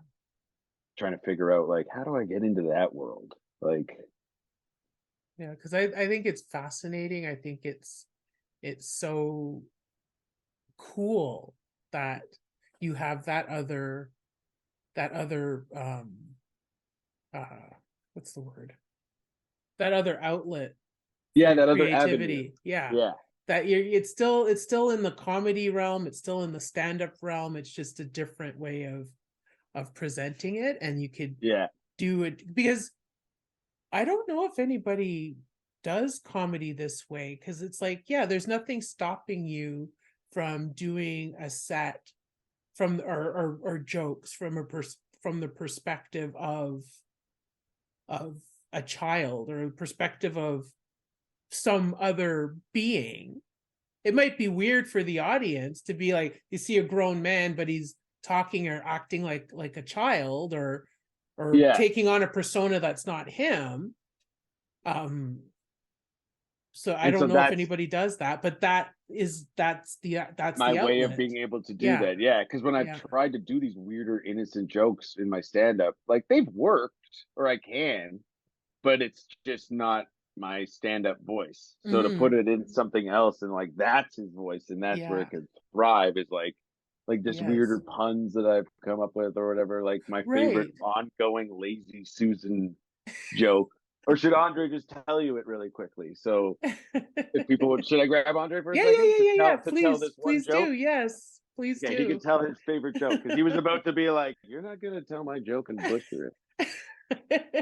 You're not gonna Hi, do that to Andre. me." Hey, how's it going, Simone? Good. How are you? I'm doing voice work. I'm just gonna get my stick here. Oh, without it, I can't move my hand. Hey, how's it going? Good, thanks. Oh, Nice to so good see to you. see you. Yes, hello, don't worry, sir. Talking over you. I'm so excited to be. You get out of here for a second. Okay, I'll tell you. I'll tell you my favorite joke, and then I'll get out of here. Okay. So, okay, the things that you've seen it, so pretend that you haven't. Okay, Okay. pretend this is all new coming at you. So a lot of things you people say are pretty confusing, pretty weird to me. So sometimes I think there might be a misinterpretation though. Like sometimes people will say, "Oh, looks like the tables have turned." Oh, and it's all dramatic, and people go like, "Oh, this person has one up on them now." Oh, it's all, but maybe that's not what happened. If you ever see a lazy Susan? Yeah, the top invention, top human invention. People say computers, cars. Nope, lazy Susan. You're at the dinner table. You're like, ooh, I want the salted off on there. Yeah, but Gamo, you got the salt. Well, maybe the person who said the tables are turned, maybe they just saw lazy Susan for the first time. Maybe they're like, whoa, tables have turned. Dramatic. It's actually just convenient. Thank you. Wow. When you want an interesting guest who's not gonna keep crying all the time, you can invite me back. Come on, I just thought every week. See you later, Simone. Bye, Andre. I'll see you Mwah. soon. Mwah. Oh, talking about him that much, I was like Yeah, I was itching, like, and you gotta bring him out. You gotta, I know, of I course. kept looking at him too, and he's like looking right at me on the thing, like He's like, you're talking about me. At least bring me on camera. Yeah, that was so much fun. Thank you. Thank you. yeah, and that's where I love, and when his jokes don't go over well with the audience, I don't get the same feeling like when mine don't. Oh, okay. Because it's like I'm taking it from his point of view, where he's like, okay, Yeah, yeah. Like this is something new to me. You guys are already familiar with it. Okay. yeah, just moving on kind of thing. And then I find sometimes the audience likes him a bit more. Like, Oh, that was awesome. Thank you. I'm so oh, glad well, thank you, we thank got to you. see him. We got to see him. Yeah. Yay. Well, we can't Yay. talk about him that much. And then Exactly. yeah, yeah, Exactly. Like he's such a big part of what you do now. yeah. So yeah, he's got to be included. So thank you for bringing him out. Oh, well, thank So you. so we're gonna wrap up this conversation. This has been so much fun. Thank you so much. Thank you for having me. I love chatting with you Oh anyway. yes. So I was just like, oh, in a formal setting.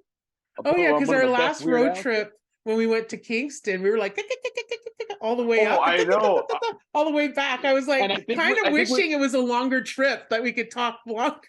I think we might have even said that of like, oh no, sometimes these car rides you're like, oh no, this is gonna be so long. We're gonna run out of stuff in 20 minutes, and then just be like, that's a nice barn. Like, Ooh, but look at the no, we sheep. were just like, I literally sat in the driveway of your building for an extra 10 minutes Yes, because we were chatting, still remember? talking. And then I'm like, oh, someone's behind us. You gotta get out of here.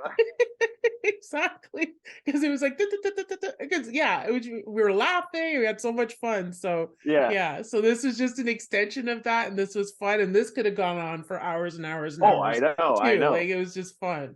So this, how we're gonna wrap this up. I have a list of 250 questions that I won't be asking all of them, but I will ask you to pick 2 or 3 numbers between Okay. 1 and 250, and I'll ask you the corresponding question. And yeah, that's Okay. how I like to end off the show. So you Okay. can give Do you me your want numbers. all 3 numbers right now, or do you want to go like number question? Up to you. If you have 3 Okay. numbers in mind, you can give them give them all to me, or Let's we do could do number one? question, number question. Okay. Okay. So give me the So first one. so question number 123. 123. Okay. Let's. 123. All right. So. Okay. So question 123 says, what personality trait has gotten you in the most trouble? Ooh. My okay, so I don't know the right word for it, and I know I should as a comedian. We're wordsmiths. I should We're have the word wordsmiths. for it, but I would describe it as my inner Larry David. Okay. So my like that is it incredulous? No, is it Like inner cynic kind of thing, or not necessarily cynic? Because sometimes Larry David is very much right about something, and he calls uh that person out.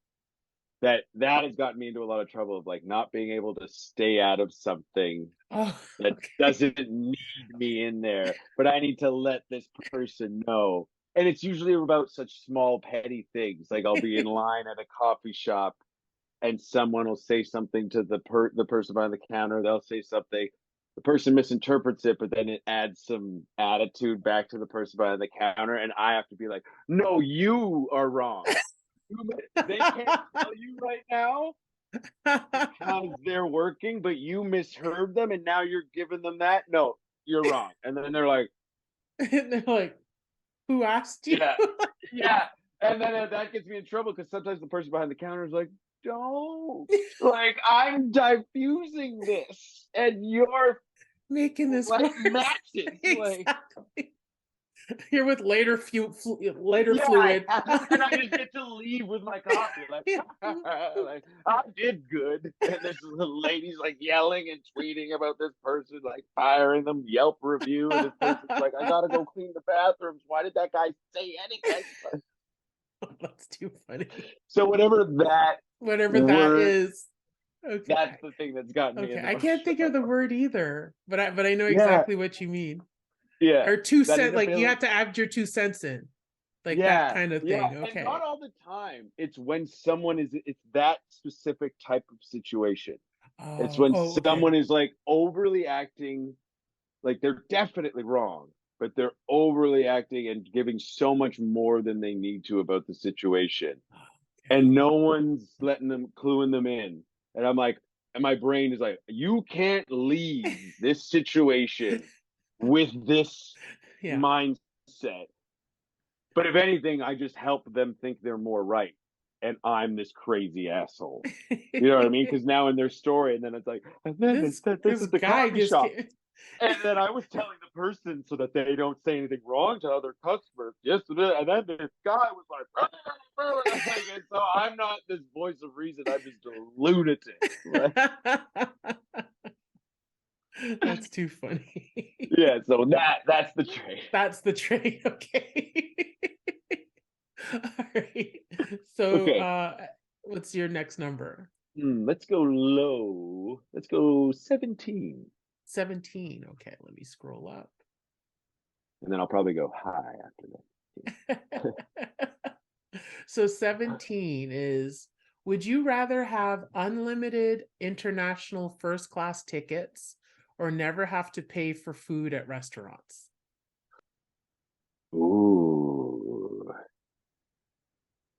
Probably the see the never have. benefits of both. Yeah. And I know people are going to be like, what?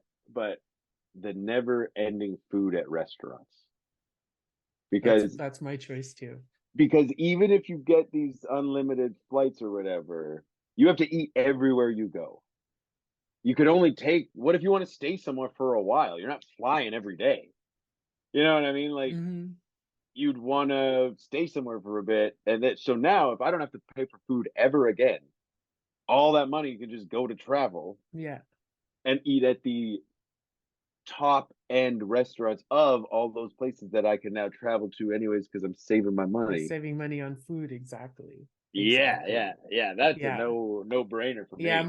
my answer for that is the restaurant. Like I see the Oh, appeal of unlimited international tickets that you could wake up and say, "Oh, I want to go to France," and off you go, or you fly anywhere. But I But find the restaurant is more practical. and And more, you'll get stuff you'll never be able to get in the other world. Like if you're just really good at watching online and getting a flight deal, you could get a flight to somewhere for a a fraction of what someone fraction. else on that same flight is paying. You could never go into these 5-star rest. There's never a. We have one table that's you only pay 13% of the price of the entrees like every night. No, to get into this type of restaurant, you got to save up and drop $400 on an entree or a, Yeah. you know what I mean? So it's Yeah. like that. You just have to play this world smarter, and the food, you everywhere you go, you get to eat at the best places everywhere. Exactly. So that makes more sense Exactly. than flying everywhere and then being like, I gotta eat at Burger King. Yeah, I mean, exactly. I'm I in just took, Japan. Like, I know, I came here in a pod and now I gotta eat. I'm yeah, yeah. eating street food like this. Yeah, Which I'll try that too, yeah, but I'll I try want to that have. too. Yeah, yeah. But yeah, that's the thing. If you don't have to pay for food at restaurants, you could have the stuff that's being cooked on a grill on the corner, or you can go to some Michelin, like 5-star Michelin. You Exactly. could And go then I give that anywhere. guy a nice tip on Yeah, yeah, yeah. On the the grill side. kebab that Yeah, you got yeah. there, on the giant hot dog that you had. Yeah, the Yeah, guy's like, what? I'm like, yeah. And that I'll be the opposite of the Larry David trait I have of like, I'm just spreading joy, which sucks that money is the way to spread joy, but I know. the world we live in. All right. Okay. So one more question. Well, has anyone asked 250? I don't think so. Yeah, let's I go don't the think so. last one. 250. Okay. 250. All right. Oh, wait. I only have 249. Where'd Okay. 250 go? I thought I had 250. Ooh, It's or like, is 250 like yeah, you've where did answered the deep existential question. Now we just stare at each other to yeah, see who the logs out question. first. Yeah, I thought I had 250. I only have 249. Well, then Okay. 249. I'll take the last one. 249. Okay. All right. So it says if you could choose one song to play every time you walked into a room for the rest of your life, what song would you choose and why?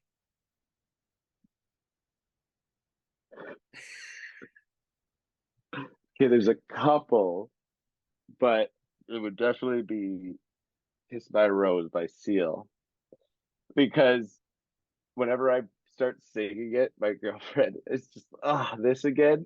So if I didn't even sing it and just my presence did it, she'd be like, oh, I want to see you, but like, you're not singing it. That's so funny. Yeah.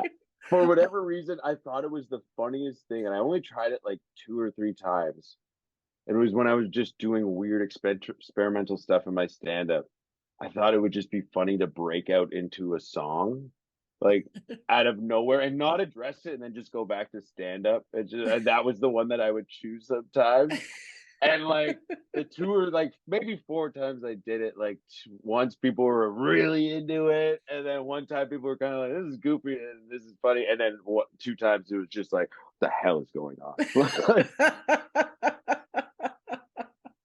I could see it. People were like, What? "What's Yeah, just happening? like, Like, what and it's happened?" not like I was bad at singing. It was just too jarring of like, when it snows, my eyes become large and the light. And they're like, oh, okay, is he going to do it? And I'm like, baby, I can tell you to a kiss from a rose. And people are just like the one time it was like, yeah, Yeah. this is hilarious because the energy I was doing fit it. Mm. And then the other time people were kind of like, this is goofy enough, it fits. And then 2 times, and it was like a packed yucks. And it was just like, and I was like, ooh, and I'm like, you can't just cut out at a part. You got to finish whatever Yes, you got to that finish like part, that not the whole lyric, song, that but that, yeah, yeah, exactly. Like, that and I already did chorus or the the lyric or something. baby, Yeah. and I was like, okay, maybe they'll pop at baby, and then like I think one person did, but then it was like a waitress I found out later. Like, oh, and I was Oh just like, my well, God. never again. So that, and then but I'll still do it every once in a while. There was a month I was doing it every day, And that's when Erica was like, oh, okay, god damn it. Like, and then her friend Matt, my friend too, our mutual friend Matt, does it sometimes too. And his girlfriend was like, "What? Matt does it too? What the hell's with that?" And we didn't sound like we communicated this. We just found out from them talking. She was like, Oh "Oh, my Bobby God. just he'll be in He the just shower and does be this like, thing.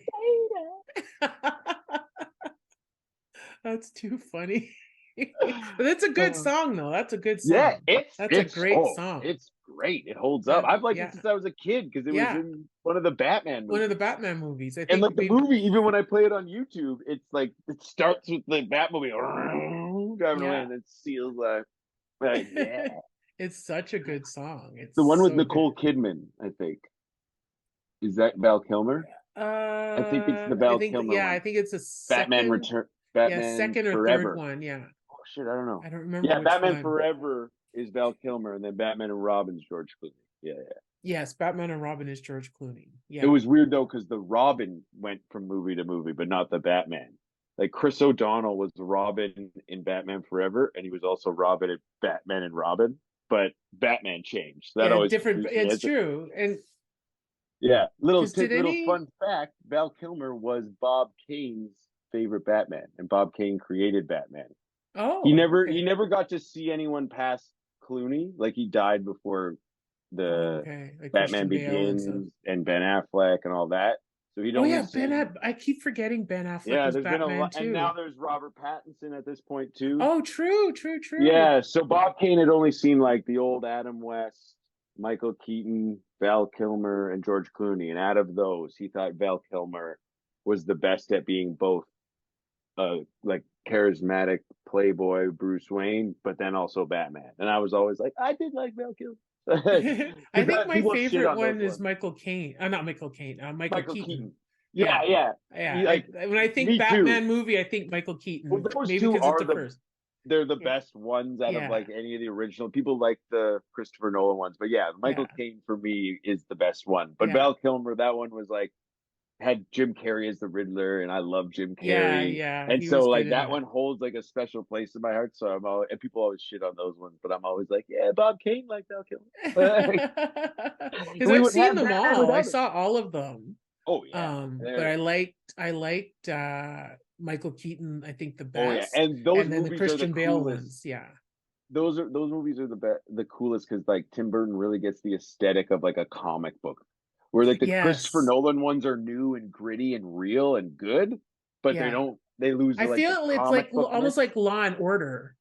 Very Law and Order, like crime drama. Yeah, Good. yeah, good, but Yeah, it's but the yeah, it's style more of this a I like the crime thriller.